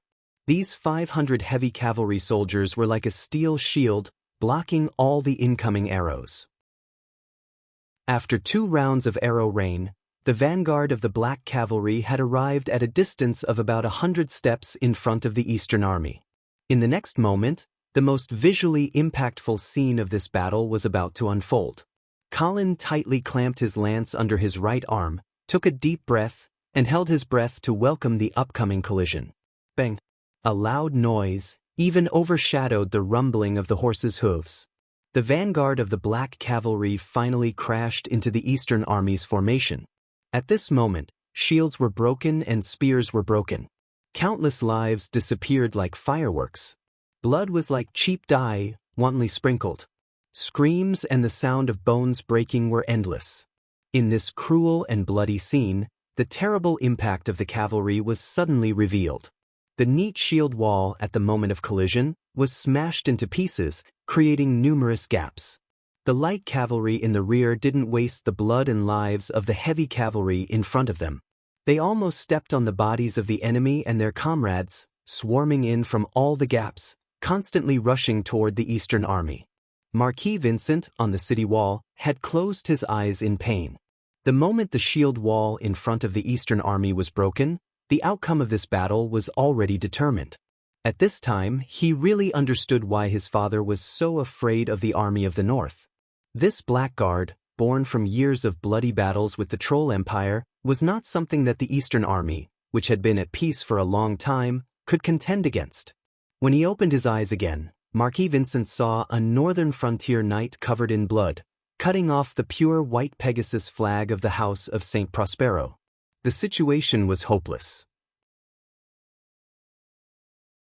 Chapter 155. Snowflakes fluttered down, but they still couldn't cover up the bloody scene. The south gate of Silvermoon City had turned into a slaughterhouse. The Eastern Army had completely collapsed. The horsemen swept through like a tide, drowning the Eastern Army in an instant. Under the wave of steel swords, the Eastern Army became helpless lambs, waiting to be slaughtered. Put down your weapons and kneel. Put down your weapons and kneel. The soldiers of the Eastern region, who had nowhere else to go, dropped their weapons and knelt down to surrender when they heard the Blackguard's shouts. Unfortunately, they didn't know that Colin had already promised Knight Roger that he wouldn't let anyone from the Sky Horse Legion go. The blood of the Black Cavalry in the Shadow Canyon could only be repaid with the blood of the Sky Horse Legion. Thump, thump, thump. Colin climbed to the top of the city wall and arrived in front of Marquis Vincent, who was surrounded by the northern frontier soldiers. Colin Angeli. Come, if you have the guts, then duel with me. Mark Vincent waved the sword in his hand, his face filled with madness. Duel with me? Colin smiled disdainfully. You're just a defeated general. You think you're worthy? What did you say? Marquis Vincent instantly exploded. I'm not worthy? Ha, I'm not worthy? Who do you think you are? I'm the eldest son of the house of Saint Prospero. You're just the son of a baron from the countryside. How dare you say I'm not worthy? Colin's expression didn't change in the face of humiliation. The barking of the loser was just a useless venting in the eyes of the winner. Honorable eldest son of the house of Saint Prospero, how could you lose to the son of a baron from the countryside? If I were you, I would have slit my throat and killed myself to avoid tarnishing the honor of the Paladin family. Ah, I'll kill you. Marquis Vincent roared and was about to charge at Colin. Knight Roger immediately stepped forward and stopped him, shouting, "You don't have the right to challenge Viscount Angley to a duel. I'll fight you. Who do you think you are?" Marquis Vincent was in a frenzy. He kept swinging his sword, trying to cut Roger into pieces. However, his mind was already in a mess, and his fighting style was completely out of order. Knight Roger easily suppressed him. Colin lost interest after a while. Both Knight Roger and Marquis Vincent were at the fourth step, but Marquis Vincent's mentality had already collapsed. Coupled with the fact that he was already injured when he led his army to attack the south gate, he was no match for Knight Roger at all. Colin casually watched this duel without any suspense while listening to his subordinates report the preliminary statistics of this battle. Although the Black Cavalry had obtained a complete victory in this battle, they had also paid a heavy price. Of the 8,000 Black Cavalry that had escaped from the Dark Shadow Canyon, only 6,000 remained. However, they had successfully defeated more than 20,000 soldiers of the Eastern Army. If they were to include the 40,000 soldiers led by Austin Viscounts, that would be a total of 60,000 soldiers.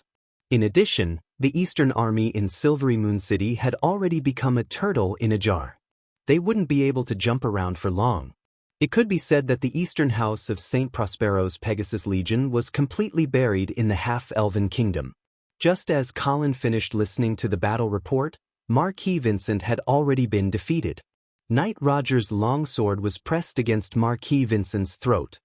He turned to Colin and asked, "Sir Viscounts, how should we deal with him? Please instruct me." Colin touched his chin and said, "We can't kill him yet.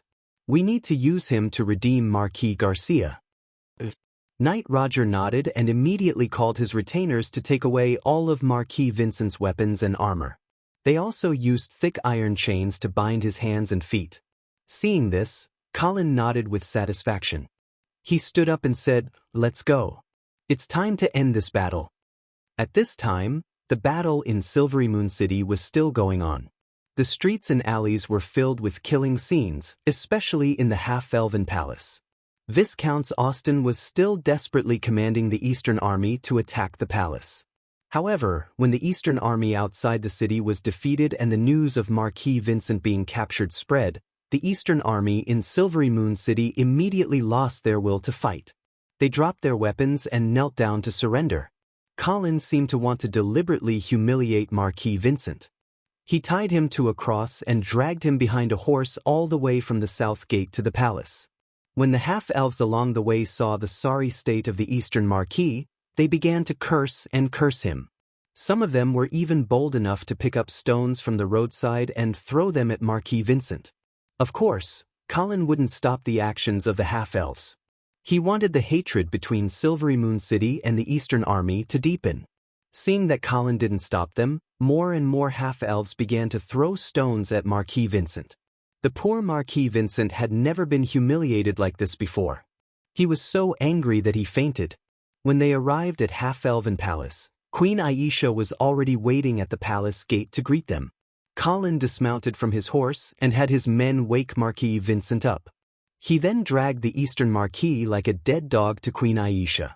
Colin bowed with a hand on his chest and said loudly, "Congratulations, Your Majesty. Under your wise leadership, the Half-Elven Army has successfully defeated the Eastern Army's Heavenly Horse Legion." Queen Aisha smiled and said loudly, "This glory is also due to your contribution and the thousands of brave and fearless Half-Elven soldiers. I'm proud of you." Then she looked at Marquis Vincent with cold eyes. "Mark Vincent, you disregarded the friendship between the two countries and brazenly killed countless half-elves. This is unforgivable.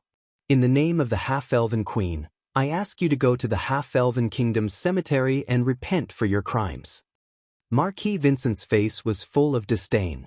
He was about to curse, but Colin was quick and directly punched him in the face. "Marquis Vincent is of course very willing to repent for his crimes," he replied on behalf of Marquis Vincent. Marquis Vincent, with his mouth full of blood, groaned a few times on the ground. It seemed that he had agreed. The half-elven nobles were frightened. At the same time, they realized that from now on, the half-elven kingdom could only rely on the northern frontier. Queen Aisha didn't care about offending the Eastern army. She didn't even look at the distressed Marquis Vincent. Instead, she walked towards the half-elven army gathered in front of the palace. It was time for show. Oh no, it was time for sympathy. Snowflakes fell on Queen Aisha's hair and shoulders, as if she was wearing a holy coat. With this great victory, Queen Aisha's prestige in the half-elven kingdom had reached an unprecedented level. As she approached step by step, the half-elves gathered outside the palace kept cheering. The boiling momentum seemed to melt all the snow in the sky. From today on, the half-elven race finally got rid of their previous image of being weak and cowardly. Chapter 156. The heavy snow changed the color of the sky. Amidst the heavy snow, a team of about 300 people was advancing towards Silvermoon City. 8 knights in red armor held the flag of the Scarlet Flame of Purification and rode at the front of the team. When the half-elves saw this flag, they were so scared that they quickly knelt down and saluted. This was because the Scarlet Flame of Purification was the insignia of the Empire of Light. In a luxurious carriage in the middle of the team, a boy of about 13 or 14 years old was reading a report that had just been sent in by an attendant with a look of surprise on his face. From the style of his clothes and the insignia on his chest, it was not difficult to guess that this young boy was the Crown Prince of the Empire, His Highness Harrison San Lorenzo. "Mother, the Eastern Border's Pegasus army was actually wiped out in front of Silvermoon City." Empress Medela was lying lazily on a soft couch with a thick fox fur coat covering her body. When she heard her son's question, she didn't even open her eyes. "The Eastern Border hasn't been at war for so many years. Has the army become so weak? They actually lost to the half-elves. There's also the Black Cavalry." "The Black Cavalry?" "Yes, it should be the remnants of the army that escaped from the Shadow Canyon. According to the report, there are 8,000 of them." Only then did Empress Medela open her eyes, revealing a curious expression. Prince Harrison hurriedly passed the report over and asked doubtfully, "Mother, why didn't the remnants of the Black Cavalry escape back to the northern frontier? Instead, they went to Silvermoon City?" "Because their mission is to protect Vera, and Vera is still in Silvermoon City." Empress Medela casually gave a reason, but her eyes were fixed on Viscount Angley's name in the report. It was unknown what she had thought of, but a strange smile suddenly appeared on the Empress' face. Prince Harrison seemed to believe this reason. After hesitating for a moment, he asked again, "Mother, the Duke of St. Hilda, the Duke of St. Prospero, and the half-elven royal family, they should all be father's vassals, right? Then, should we stop them from fighting each other like this?" Hearing this, Empress Medela looked into her son's eyes and asked with a smile, "Do you wish for the vassals of the San Lorenzo family to live in harmony and get along well with each other?" "Shouldn't I?" Prince Harrison's eyes were filled with doubt. "Harrison, do you think the San Lorenzo family is strong enough to defeat the northern frontier?" "It should be fine. What about the northern frontier and the eastern frontier?" Prince Harrison hesitated, not daring to make any assertions. "What about the western region, or even the southern region?" Empress Medela's eyes were cold. "Tell me, if the dukes of the 4 territories join forces, how will the San Lorenzo family deal with them?" Prince Harrison suddenly broke out in a cold sweat and fell silent. However, Queen Medela didn't seem to want to let her son go so easily. She stared into his eyes, waiting for his answer.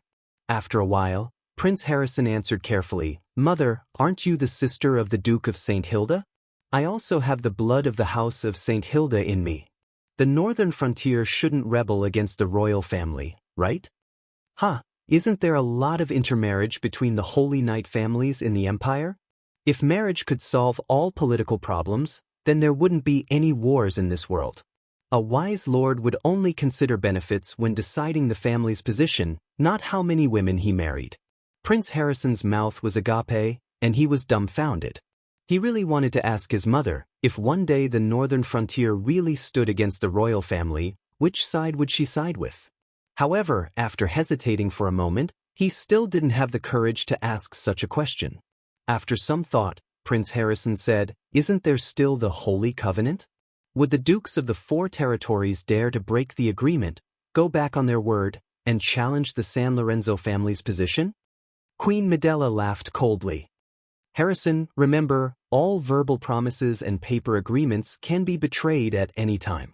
If you want to ensure the loyalty of your vassals, you can only rely on your own strength." Prince Harrison nodded with some difficulty. "I understand, Mother. That's why we can't let the dukes of the 4 territories unite. We have to make them conflict with each other. Only then can the San Lorenzo family maintain control of the empire." Queen Medela smiled with relief. She reached out to stroke her son's hair and nodded. "That's right. You have to remember, the San Lorenzo family's supreme position is guaranteed by the 4 territories being in balance and restricting each other." Prince Harrison nodded heavily, committing his mother's words to memory. He then asked, "Then, what about the half-elven kingdom? How should we treat such a subordinate country?" "There's no need to spend too much effort on such a small country." Queen Medela's expression was clearly much more casual. "However, from this battle, the half-elven army seems to have some redeeming qualities. It's worth roping them in. Then should I still follow the original plan and crown Queen Aisha?" Queen Medela looked at her son with interest. "Do you have any other ideas?" Seeing his mother's encouraging gaze, Prince Harrison mustered up his courage. "I feel that even though the House of Medea claims to have voluntarily given up the throne to the Miller family, there's no lack of coercion and threats involved. If I crown a usurper like Aisha Miller, wouldn't that give more ambitious people in the empire hope? That's why I think we should dethrone Queen Aisha and put the House of Medea back on the throne. This way, the House of Medea will have to follow the San Lorenzo family closely, whether out of gratitude or for support." "You make a lot of sense." Queen Medela nodded approvingly. Prince Harrison had just smiled when he heard his mother continue, "But do you know the consequences of refusing to crown Aisha Miller?" "What is it?" "It's the hatred of the half-elves and the dissatisfaction of the northern frontier. If it's more serious, you might not even be able to leave Silvery Moon in one piece." Prince Harrison's smile froze. He said in a small voice, "It can't be that serious, right?" Queen Medela's expression was abnormally serious. "Harrison, you have to know that without the support of the corresponding strength, it's just a joke. You want to dethrone Queen Aisha? But have you thought about how high her position in the half-elves' hearts will be after this great victory? If you do this, won't the half-elves resent you? You want to restore the House of Medea? But without the support of strength and fame, do you think you can win the loyalty of tens of millions of half-elves with just one sentence? And the northern frontier, will they be willing to watch you take away the half-elven kingdom that they paid a great price to control? Are you going to rely on the 300 guards outside to change the situation of the half-elven kingdom?" Hearing his mother's questions, Prince Harrison was sweating profusely. The young prince was clearly frightened by the dangers involved in political struggles. Seeing this, Empress Medela sighed softly and pulled her young son into her arms. She comforted him. "Harrison, you still have a lot to learn, but before that, you must remember to speak less and do less and observe more. Young lions must learn to hide their fangs and claws, because that won't scare the enemy away. It will only arouse fear and vigilance." "Yes, mother. I will obediently crown Queen Aisha." Prince Harrison buried his head in his mother's arms and said in a muffled voice. Queen Medela rubbed her son's hair and reminded, "Also, you have to pay attention to the northern frontier's Viscount Anglige, because he's now the true master of the half-elven kingdom." Prince Harrison looked up in confusion, but saw that his mother had no intention of explaining further. Instead, she stared at the last sentence in a daze. That sentence was shockingly, "Queen Aisha is pregnant." Chapter 157. Sparkling and translucent water droplets slid down from the bright red lychees, and a sweet taste floated in the air. Although it was winter, the half-elves were proud of their planting techniques, which allowed the out-of-season fruit like lychees to appear in the palace. Colin was sitting high on the half-elven throne, enjoying himself as Queen Aisha fed him a peeled lychee. A beauty in his arms, a soft and fragrant voice, and a sweet lychee. Colin had to admit that the land of warmth and tenderness was truly a hero's grave. It was no wonder that so many ambitious and ruthless people who used to call the wind and summon the rain had their dreams and aspirations erased by their luxurious and corrupt lives.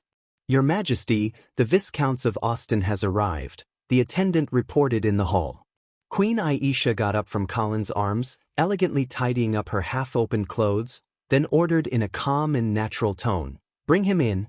Colin also stood up from the throne and walked down the platform. 2 guards happened to be escorting the Viscounts of Austen in from outside the hall. "All right, you may leave." The guards obeyed the order and left the hall, leaving the Viscounts of Austen behind, carefully bowing to Queen Aisha and Colin. The once high-spirited Viscounts of the Eastern region was now in an extremely sorry state. Colin approached the Viscounts of Austen and greeted him with a smile. "Your Excellency Viscounts, are you satisfied with the hospitality of the past few days?" "Satisfied, satisfied. Her Majesty's hospitality to me is impeccable." Colin smelled the sour stench of the other party's body from not bathing for many days, so he quickly took a few steps back and distanced himself. "It's good that you're satisfied. I called you here today to ask you a few questions. If you answer them well, Her Majesty will consider letting you return to the Eastern region." A hint of joy appeared on the Viscounts of Austen's face, and he nodded repeatedly. "Please ask. I'll definitely tell you the truth." "Who revealed the whereabouts of the Black Cavalry to you?" "This? I'm not sure either." "It's true, Master Angeli. I'm not trying to lie to you. It was the Duke of St. Prospero who ordered us to set up the ambush in the Shadow Valley. Let alone me, I'm afraid even Marquis Vincent doesn't know the whole story." Viscount Austen looked troubled, as though he was worried that he wouldn't be able to answer the first question and that the other party would think that he was deliberately being uncooperative. However, Wizard Cusius also accompanied us to the Dark Shadow Canyon. He is the vice-chairman of the Yule Council and a powerful 6th-level wizard. Therefore, I suspect that the battle at Shadow Canyon was instigated by the Yule Council. Colin immediately frowned. He didn't expect another mage force to be involved. This seemed to make the current situation even more complicated. However, Colin always felt that the Yule Council might be involved in this incident, but they were definitely not the mastermind behind it. The nobles of the Empire had always been wary and repulsed by the mages. There was no way they would allow themselves to be led by the nose. However, looking at Viscount Austen's expression, he probably wouldn't be able to get any more useful information out of him. Thus, Colin changed the topic. "When you surrounded Silvermoon City, did you intercept any carrier pigeons from the northern frontier?" This time, Viscount Austen nodded decisively, "Yes. Moreover, they came from Icestone City." Colin's spirits lifted as he hurriedly asked, "Where's the letter?" "The letter? I don't know where it went." Viscount Austen was troubled again, but he quickly said, "I remember the general content of the letter. I can repeat it to you." "Speak." "All right." The letter mentioned a total of 3 things. The first was about the Duke of St. Hilda. The letter said that half a month ago, the northern prince of the Troll Empire, His Highness Paladin Otto Vulcan, suddenly appeared in Coldwinter City and issued a duel invitation to the Duke of St. Hilda. The Duke of St. Hilda immediately accepted the challenge. The 2 of them fought until the sky darkened and the earth darkened. In the end, they fought to a draw. "A draw?" Colin exclaimed. "You mean the Duke of St. Hilda is actually a paladin?" "I'm afraid so. Otherwise, he wouldn't have been able to force Paladin Otto to retreat." Colin didn't expect the first piece of news in the letter to be so explosive. Only now did he understand why Marquis Garcia had been holding back after being betrayed by his brother. Originally, he thought that Marquis Garcia didn't want the House of St. Hilda to be embroiled in internal strife. However, it seemed that he knew his brother's trump card. This also explained why the Duke of St. Hilda dared to marry Vera to the half-elf kingdom in an attempt to encroach on the eastern region despite the internal instability of the House of St. Hilda. Suppressing the shock in his heart, Colin motioned for the Viscounts to continue. The second thing is that the northern frontier suffered from a lack of food harvest this year. There have been slave rebellions everywhere, and they are getting more and more intense. The Duke of St. Hilda ordered the Golden Lion Legion to send troops to suppress them. The last thing is that your Viscounts also suffered from a lack of food, which also caused several rebellions. Fortunately, they were all suppressed in time, and the current situation is still stable. After listening to the 3 pieces of news in the letter from Icestone City, Colin fell into deep thought for a moment. He now felt that there was a pair of mysterious hands manipulating everything behind the scenes. His previous doubts couldn't help but resurface. Who poisoned Marquis Adams in the Lion's Roar Castle? Who ordered Sith Savoy to assassinate Vera? Who instigated the Eastern region to send troops to ambush the Black Cavalry in the Shadow Canyon? Who arranged for Paladin Prince Otto to challenge the Duke of St. Hilda? And it just so happened to be during the time of the rebellion on the northern frontier. Thinking about it carefully, even the slave rebellion on the northern frontier was instigated and induced by someone. If the Duke of St. Hilda hadn't purposely hidden his strength, he would have died in the duel with Paladin Otto, and the northern frontier would have fallen into chaos without a leader. Considering that the Black Cavalry was ambushed in the Shadow Canyon, the most stable military pillar of the northern frontier had collapsed. From this, it could be deduced that the true goal of the mysterious person behind the scenes was to cause the northern frontier to fall into chaos. Thinking of this, Colin couldn't help but think of Count Oman's gloomy face. When the trolls invaded, Colin had suspected that this guy's plan to lure the enemy to the Duke of St. Hilda harbored evil intentions.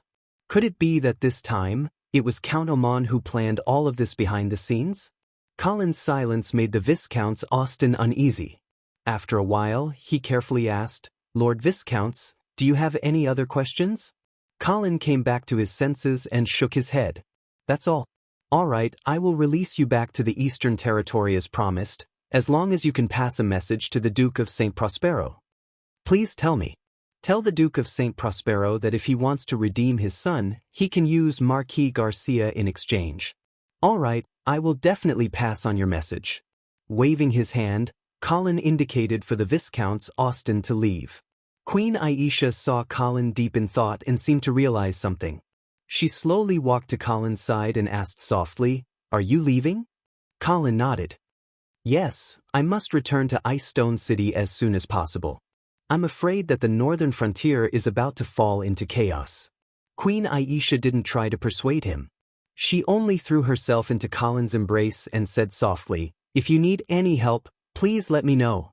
Feeling the soft body in his arms and the fragrance that surrounded the tip of his nose, Colin smiled and said, "I do need your help." Chapter 158. The snow finally stopped. The sun showed its long-lost face, illuminating this world covered in silver. South of Silvermoon City, a large number of Eastern captives were working hard under the supervision of the Black Cavalry. A luxurious convoy passed by them, and many of the captives looked up curiously. Then they were shocked by the emblem on the convoy's flag. It turned out to be the imperial family. Prince Harrison lifted the curtains and looked out for a while. Then he asked curiously, "Mother, why did they dig such a big hole?" Hearing this, Empress Medela glanced at the scene outside the carriage and sneered, "That's not a pit, it's their grave." "Grave?" Prince Harrison didn't understand for a moment. But soon he understood what his mother meant, and his little face turned pale with fright. The curtain fell, separating the inside and outside of the carriage into 2 worlds. "What, are you afraid?" Empress Medela lifted the curtain again, leaving her young son with nowhere to hide from the cruel truth. "I'm just a little shocked." Prince Harrison tried to explain. "There's nothing to be shocked about. The cruelty of this game lies in this. The winner takes everything, and the loser dies in the grave they dug with their own hands."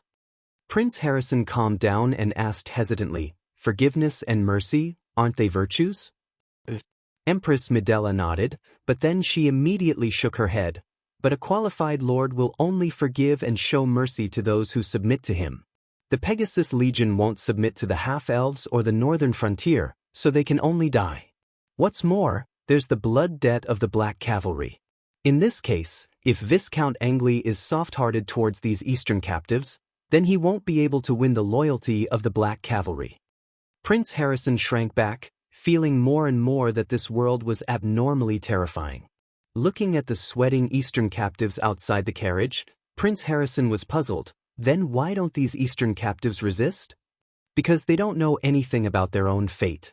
Empress Medela sneered. In fact, how many people know whether or not their current actions are digging a grave for themselves in the future? Dong dong. There was a knock on the door and a San Lorenzo family knight's voice sounded. Your Majesty, the half-elf kingdom's welcoming team is already in front. I understand. Queen Medela lowered the curtain and ruffled Prince Harrison's hair. No need to pity the losers. As the eldest son of the San Lorenzo family, you should pay more attention to the victors, appease them, rope them in, and win their support. Yes, mother. Prince Harrison nodded and adjusted his expression, revealing an innocent smile that a young boy of his age should have. The royal convoy soon arrived at the south gate of Silver Moon City. Amidst the melodious music, Queen Aisha personally stood at the front of the welcoming party. Behind her, Vera and Colin were standing on her left and right respectively. Behind them were a group of half-elf nobles. Under the warm winter sun, the 8 knights of the San Lorenzo family stopped their horses at almost the same time and stuck the flags in their hands into the ground. With the sound of a horn, the door of the luxurious carriage in the middle of the convoy slowly opened. Empress Medela and Prince Harrison walked out one after the other. Queen Aisha took a few steps forward and bowed in a standard palace manner. Your Majesty the Queen, Your Highness the Prince, please allow me to welcome you to Silver Moon City on behalf of the half-elves. Your arrival is a grace to the half-elves, and also a supreme honor for Silver Moon City. Prince Harrison stepped forward slightly cautiously and bowed back. He said in a childish tone, Beautiful Madam Aisha, thank you for welcoming me. Because the coronation ceremony had not yet taken place, Prince Harrison could not address Aisha as Her Majesty in public, even if she was now the half-elf queen. After that, Prince Harrison looked at Vera, who was behind Queen Aisha, and greeted her in a more cordial tone. Cousin Vera, I am very happy to see you here. Your Highness Harrison, I am also very happy to see you here. Vera smiled sweetly. She seemed to like this cute cousin of hers very much. Prince Harrison then turned to look at Colin with undisguised admiration on his little face. Your Excellency Viscount Angley, I heard from my mother that your riding skills are the best in the northern frontier.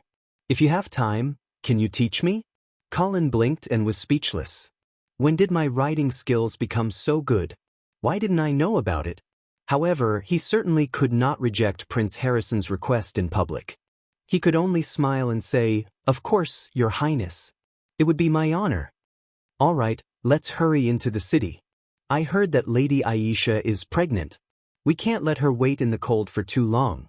Empress Medela smiled and stepped forward, interrupting everyone who was chatting.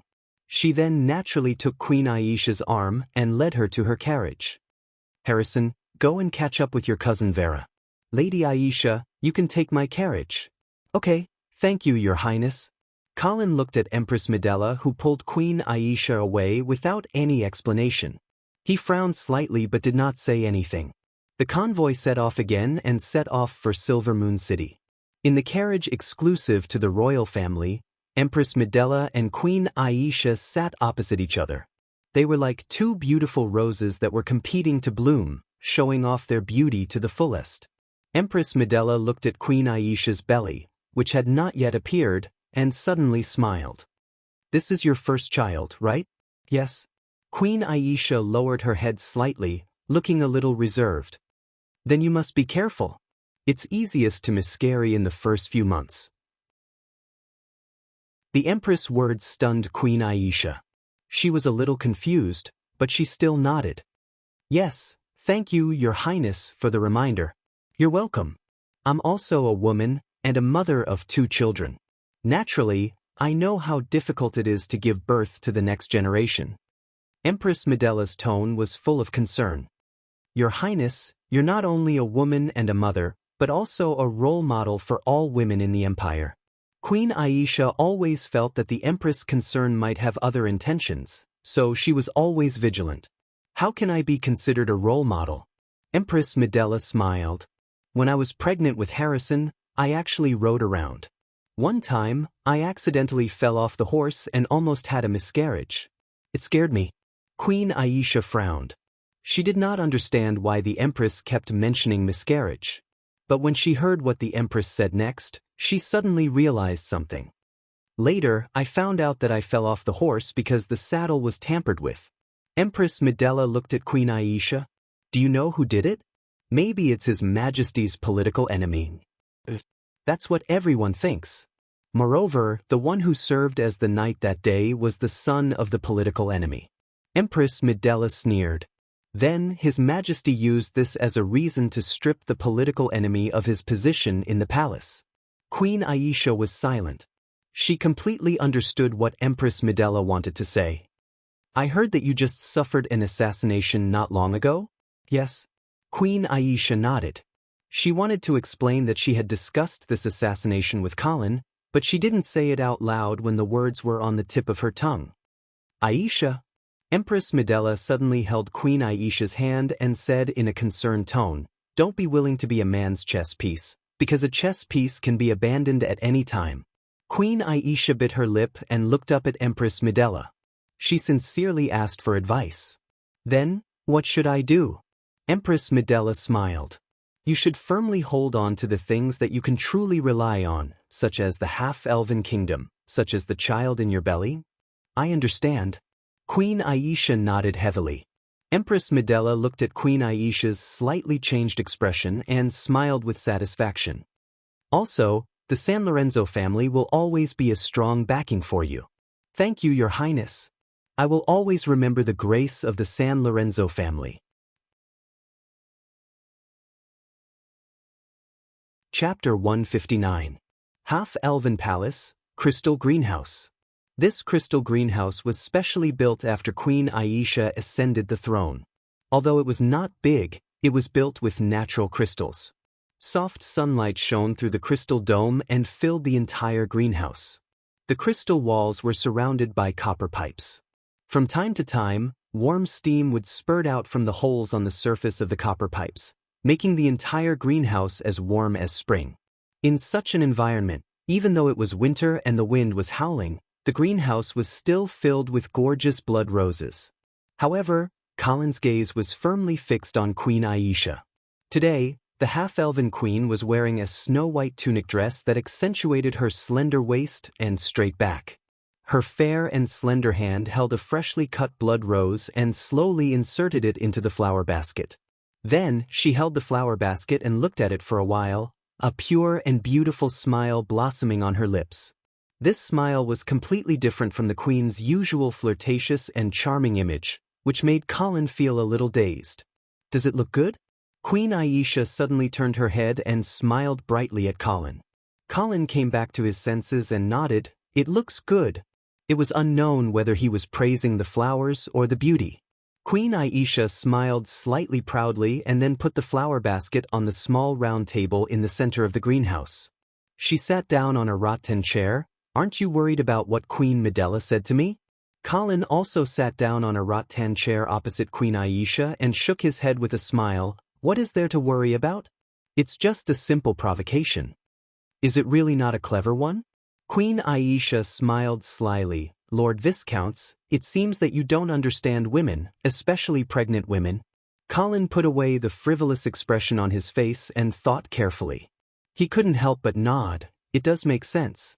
So, you were really touched by the Queen's words?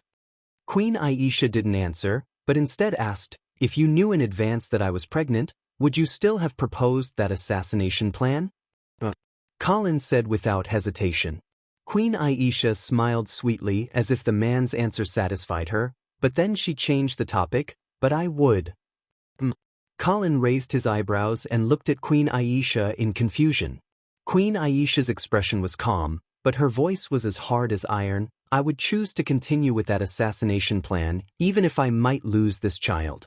Colin's expression changed slightly. Aisha, if I could use the life of my child in exchange for the awakening of the half-elves, I wouldn't hesitate.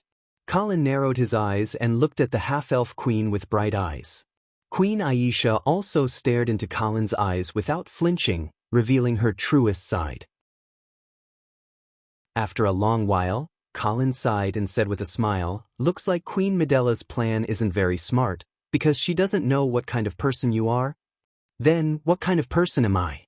Colin was about to answer when he felt something rubbing his calf under the round table. As soon as he raised his head, he saw Queen Elsa with a smile on her face. She was looking at him charmingly. Colin's heart couldn't help but skip a beat. He quickly reached out and grabbed the other's naughty little foot that was teasing him. The delicate and smooth feeling made Colin couldn't help but hold Queen Aisha's delicate and charming jade foot in his palm and gently knead it.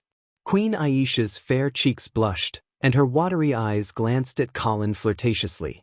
It was as if she was complaining about his presumptuousness, but also as if she was encouraging him to be bold. Just as Colin was about to lift the round table in front of him and further explore the seductive and mysterious flower path, a maid suddenly reported from outside the crystal greenhouse. "Your Majesty, Prince Harrison and Miss Vera are outside asking for an audience." Colin suddenly felt a little depressed. If it were anyone else, he would definitely ask Queen Aisha to send them away, but these two were really difficult to deal with. Queen Elsa looked at the deflated Colin. She suddenly covered her mouth and giggled. She comforted him. "I will prepare honey chrysanthemum tea tonight. Lord Viscount, do you want to have a taste?" Of course, Colin wouldn't refuse. "But I must try the tea personally made by your Majesty and see what it tastes like." Queen Elsa giggled and withdrew her slender foot from Colin's evil hand.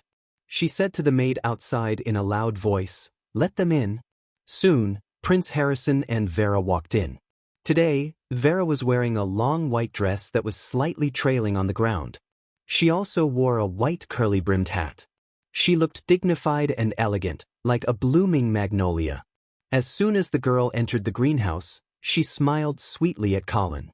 If there weren't other people in the greenhouse, she would have jumped straight into Colin's arms.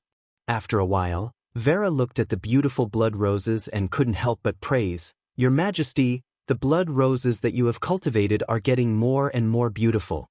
Queen Aisha smiled gently and said, "Miss Vera, you are too kind. If you want to learn, I would be happy to teach you." Vera was a little tempted, but she was also a little hesitant. Queen Aisha seemed to see through Vera's inner struggle, and she comforted her. "Don't worry, these flowers are cultivated with animal blood." Vera was relieved when she heard that there was no need for human blood or even human heads. She smiled and said, "Okay, then I will have to trouble you."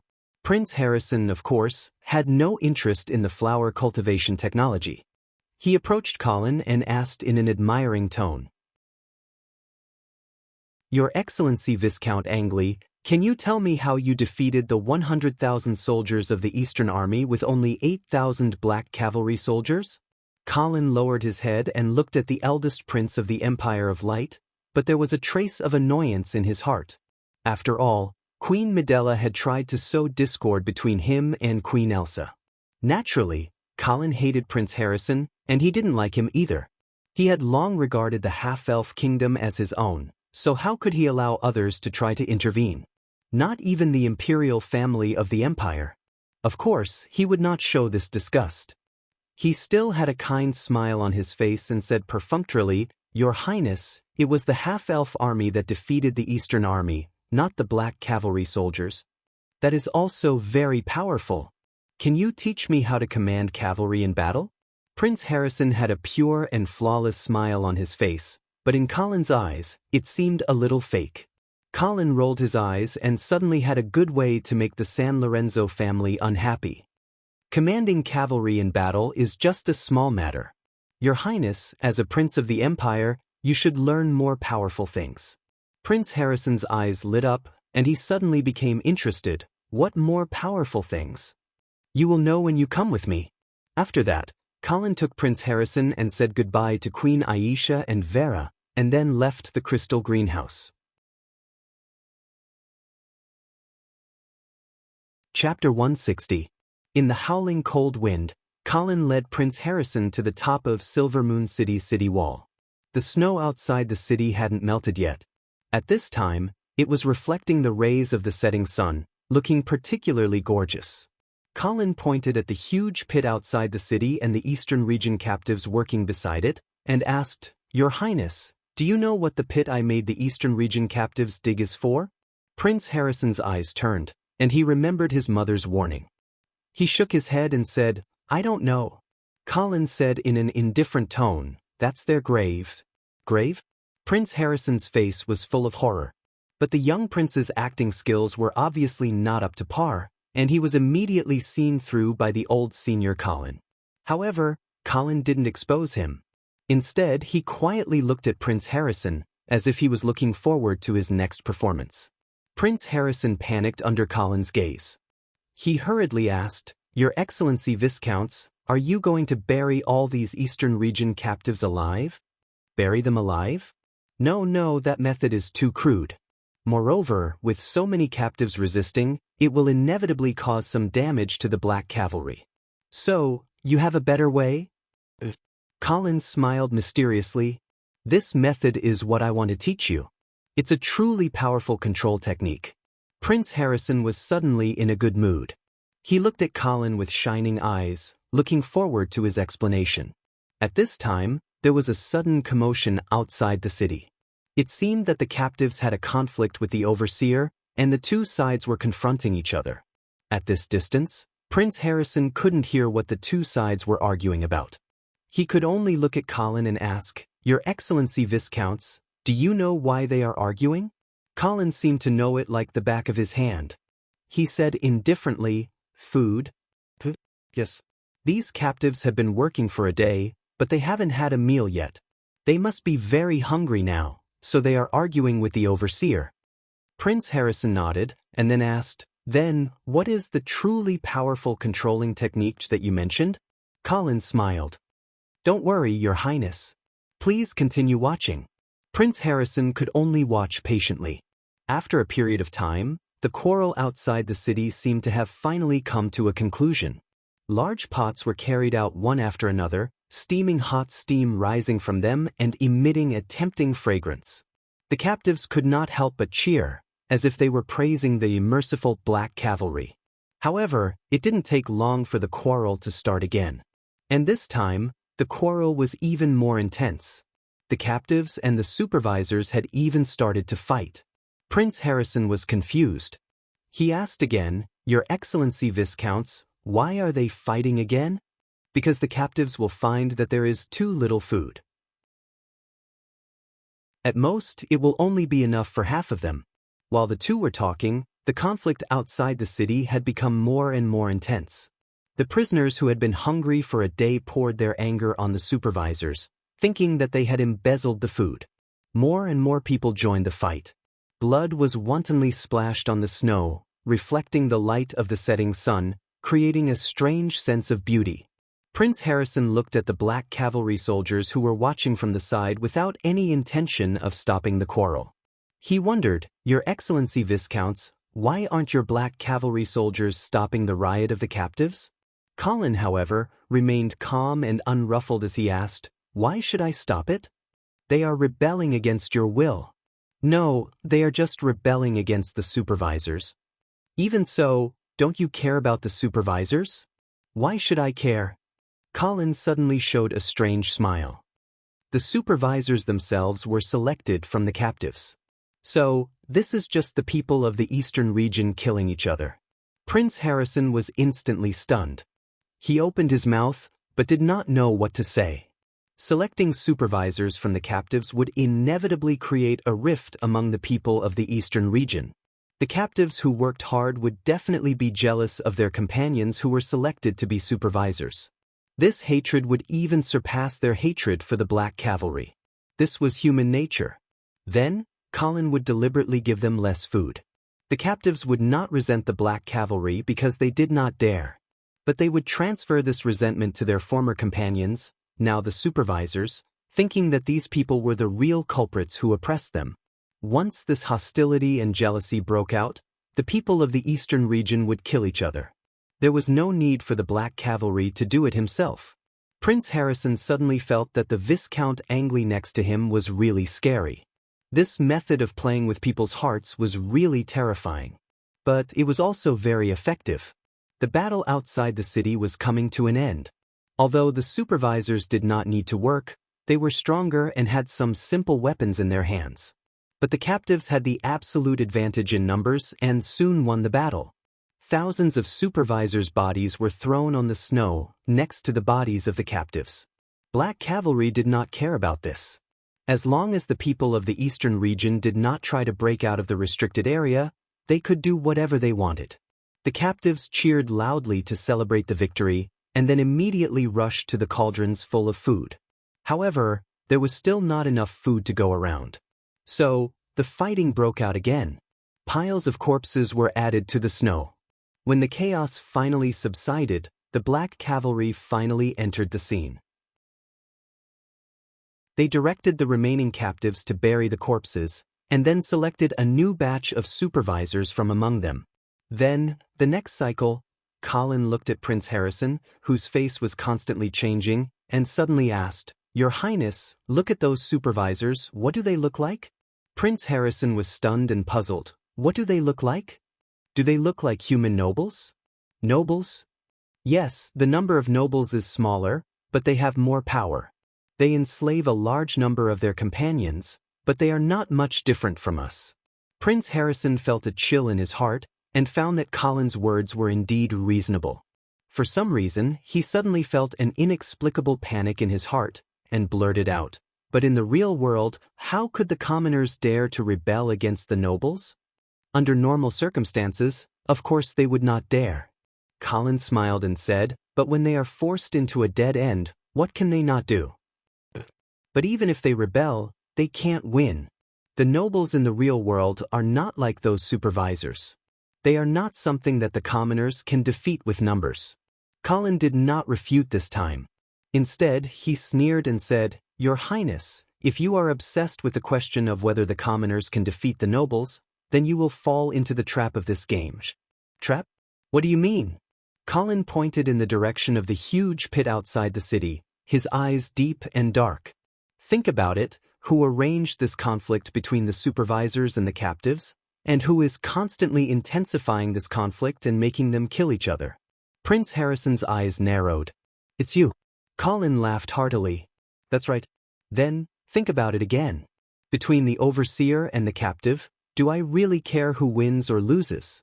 Prince Harrison was enlightened. "You don't care. As long as they fight among themselves, no matter who wins or loses, they will have already fallen into your trap. What they should really do is to unite and rebel against the Black Cavalry and against you." "Yes." Colin nodded lightly, and then suddenly stopped talking.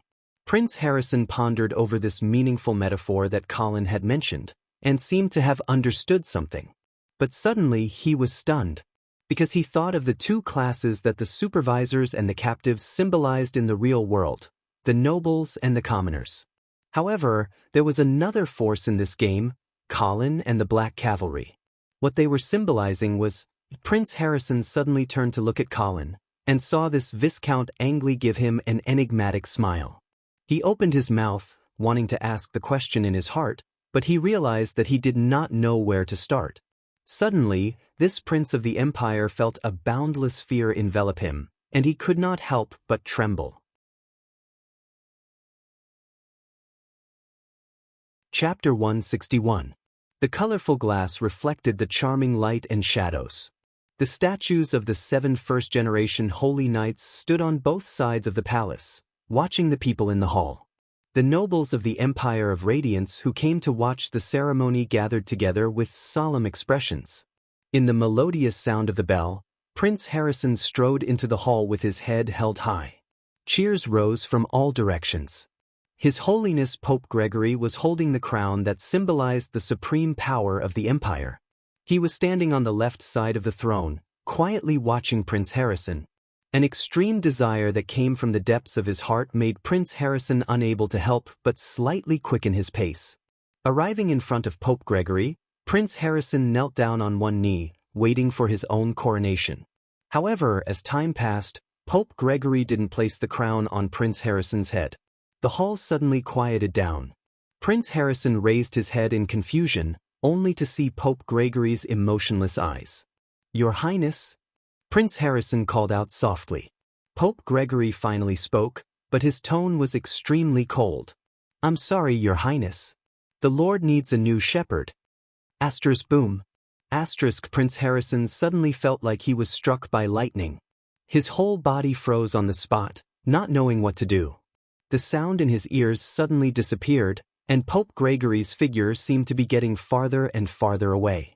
He suddenly reached out with both hands, trying to grab the crown, but it was empty. Pope Gregory's face also became blurry, and in the end, it turned into Colin Angeli's appearance. Prince Harrison opened his mouth to shout, but he found that he couldn't make a sound. At some point, a whip suddenly appeared in his hand. Prince Harrison lowered his head and found that his luxurious clothes had turned into a shabby military uniform. Moreover, it was the uniform of the Eastern Army's Heavenly Horse Legion. Prince Harrison suddenly turned around and found that he was surrounded by a group of emaciated Eastern Army soldiers. Their eyes flashed with the flames of anger, and they were approaching him step by step. "Why won't you give us food? Are you really nobler than us? What right do you have to enslave us?" Fear instantly shrouded Prince Harrison. He tried to put up a strong front and waved his whip, trying to scare off the Eastern Army soldiers in front of him. However, such a threat was of little use. Roaring, these Eastern border soldiers charged at Prince Harrison like a pack of wild beasts. Prince Harrison let out a cry of despair. Then, he realized that his body was falling rapidly. When he turned around, he saw an endless abyss of darkness behind him. Harrison? Hearing his mother's voice, Prince Harrison finally woke up from his nightmare. He sat up abruptly and panted heavily. Only then did he realize that his body was drenched in cold sweat. Queen Medela wiped her son's pale face with a silk handkerchief and asked worriedly, "What's wrong? Nightmares?" Prince Harrison nodded. The fear in his eyes had yet to fade. "What nightmare scared you so much?" Prince Harrison hesitated for a moment before recounting his nightmare, as well as what Colin had said to him at the top of the city wall. After he finished speaking, Prince Harrison looked at Queen Medela, who was frowning, and asked anxiously, "What's the matter? Mother, are we nobles like those overseers outside Silvery Moon City? Just tools chosen by God to enslave our own kind?" Queen Medela wanted to refute, but for a moment, she found that she could not find a valid reason. After a moment of silence, she suddenly asked, "What do you think?" Prince Harrison struggled for a moment, then gritted his teeth and said, "I think, why does the Emperor of the San Lorenzo family have to accept the Pope's coronation?" Queen Medela sighed in her heart. She suddenly realized that Colin had succeeded. He had successfully provoked Prince Harrison's fear of the church. This should be the other party's revenge. When Queen Medela had tried to sow discord between Queen Aisha and Colin, Colin had returned the favor and successfully sowed discord between Prince Harrison and the church. Looking at her son's pale face and sharp eyes, Queen Medela suddenly felt a headache coming on. The struggle between theocracy and monarchy was nothing new in the history of the Empire of Light. But those emperors who had tried to challenge the authority of the church had all met with tragic ends. "Harrison, do you know? There was once an emperor of the San Lorenzo family who had the same idea as you. At his coronation ceremony, he did not invite the Pope, but had his own queen crown him instead." Prince Harrison's eyes lit up, and he hurriedly asked, "What happened after that?" "After that, the Pope issued an edict to depose the emperor of his church and to remove his subjects from their oath of loyalty to him." Prince Harrison immediately became nervous. Could it be that because of the Pope's edict, the subjects of the empire were no longer willing to be loyal to the emperor? Yes, the dukes of the four territories declared at almost the same time that if the emperor could not obtain the Pope's forgiveness, they would no longer recognize him as the emperor. Prince Harrison's face instantly turned pale, and the light in his eyes disappeared. After a while, He opened his mouth again and asked in a small voice, "What happened after that?" The emperor, who had become the target of public criticism, had no choice but to beg for the Pope's forgiveness. On a snowy night, the emperor climbed the holy mountain barefooted and knelt in front of the Cathedral of Light for 3 days and 3 nights before he finally saw the Pope. The once proud emperor could only crawl before the Pope, spread his arms, his body in the shape of a cross, and repent for his crimes with tears and snot running down his face. The Pope used a thorny vine to whip the emperor 10 times on the back and sternly reprimanded the emperor for his crimes. After humiliating this queen consort of the mortal world, the Pope announced that he was pardoning the emperor of his crimes, restoring his church records, and agreeing to crown him. Hearing this, Prince Harrison couldn't help but tremble. The scene from his nightmare appeared before his eyes again, making him feel a suffocating fear. Empress Medela cupped her son's pale cheeks with both hands and forced him to look into her eyes. "So, Harrison, before you have absolute confidence, do not show any disrespect to the gods, not even the slightest bit," she said solemnly. Prince Harrison's expression was one of struggle as he said painfully, "Mother, can we only be the tools of God? Just like those supervisors outside the city, we can be abandoned and slaughtered at any time. Harrison, that was Viscount Angley deliberately misleading you. How can we nobles be as weak as those supervisors? No matter how the commoners make a fuss, they will not be able to shake our rule. No, this is not a question of whether or not our rule can be shaken. Viscount Angley is right. As long as we are concerned about whether or not the commoners can defeat the nobles, we will fall into the church's trap. The church does not care who wins or loses. They only want a qualified tool to rule. If the San Lorenzo family is unable to control the situation of the empire, then they can choose a new royal family. Unless we unite and rebel against that high and mighty." "Shut up." Empress Medela suddenly stopped Prince Harrison's nonsense with a stern voice. Pulling her son's face closer to hers, Empress Medela warned with a gloomy expression, "Rebel? Harrison, do you think that even if those Eastern captives and supervisors outside the city unite, they can really resist the Black Cavalry?" Prince Harrison shook his head with a pained expression. Empress Medela sighed, "So, don't think about these dangerous thoughts anymore. Go to sleep. You are the first heir of the San Lorenzo family. As long as you do not do evil, what reason does the Pope have to refuse to crown you?" Prince Harrison hesitated for a moment, as if he wanted to say something, but in the end he did not say it. He lowered his eyes and nodded obediently, "Yes, Mother, I understand." "That's good. Go to sleep." Looking at her son who had fallen asleep again, Empress Medela's beautiful brows furrowed tighter and tighter. After a long while, she extinguished the magic lamp and walked out. There were no stars in the sky tonight. Only a silver moon hung high in the sky, sprinkling its cold light on the world. Colin's young face suddenly appeared in Empress Medela's mind. Then, an elusive smile crept onto her lips. "Garcia, is he your choice?"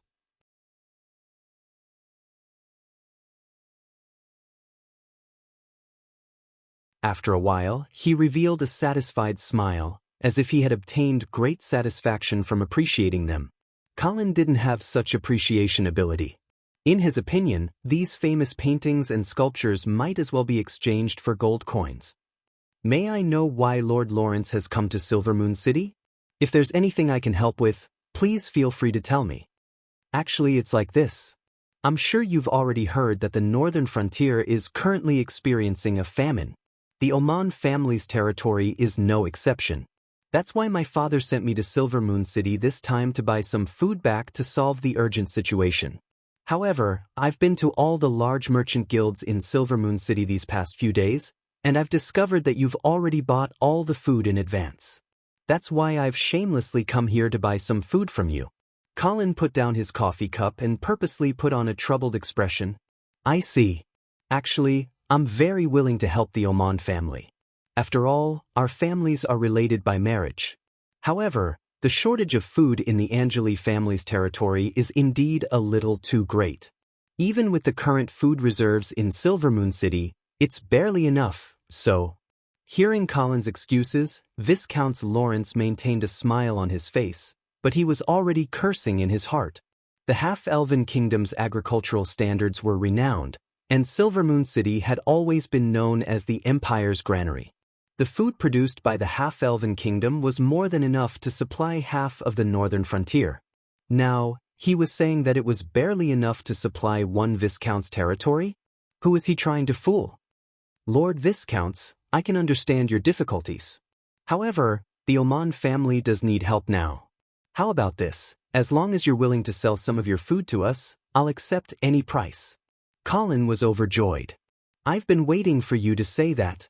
He'd monopolized the food in Silvermoon City this time. Apart from supplying the Viscount's territory, he'd planned to sell the rest to make a fortune. Now that someone had come knocking on his door, of course he wouldn't be polite. Ahem, you're being too polite.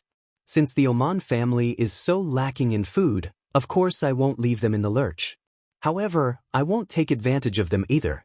I'll sell it to you according to the market price. Thank you, Lord Viscounts. Viscount Lawrence hurriedly expressed his gratitude. However, he understood that the so-called market price was definitely not the market price in Silvermoon City, but the market price in the northern frontier. However, the price of food in the northern frontier had already skyrocketed. How dare he say that he won't take advantage of them? Colin slowly raised his coffee cup and smiled. I'll arrange for someone to contact you. You can discuss the details of the deal with him. All right. Viscount Lawrence had no choice but to nod in agreement. Then he asked, Lord Viscounts, may I ask when you'll return to the northern frontier? Tomorrow is Queen Aisha's coronation. I plan to return after attending the ceremony. Viscount Lawrence didn't seem surprised by this. He only smiled and reminded, Lord Viscounts, the northern frontier hasn't been too peaceful recently. Please be careful when you return. Colin's lips curled into a cold smile. With the black cavalry escorting me, I'd like to see who has the guts to do anything to me. That's right. I was overthinking. Viscount Lawrence smacked his head and laughed. After taking a sip of coffee, Viscount Lawrence spoke again. Lord Viscounts, I wonder if you've heard of a rumor circulating in the northern frontier recently? What rumor? The rumor says that the famine in the northern frontier is actually due to a plan by the Duke of St. Hilda. Colin's heart skipped a beat as he understood. However, he didn't show it on his face as he asked, what plan? When the trolls broke through the northern frontier's defense line and invaded the hinterland of the northern frontier, it was actually a show put on by the Duke. The goal was to numb the trolls and lure them out, thus giving the Black Cavalry a chance to win. Colin drank his coffee in silence, cursing in his heart. Wasn't this the plan that your old man, Count Amon, first proposed? Why are you trying to push the blame to the Duke of St. Hilda now? Didn't you say that it was a rumor?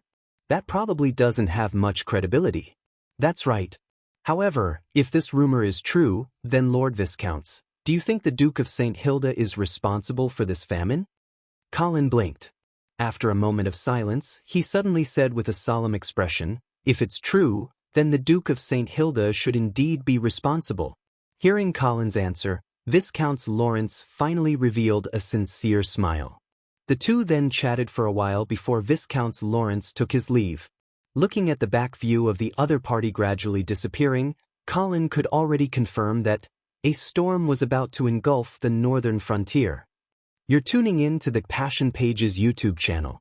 We're so grateful for your support, and don't forget to subscribe to join us on this incredible journey through captivating stories.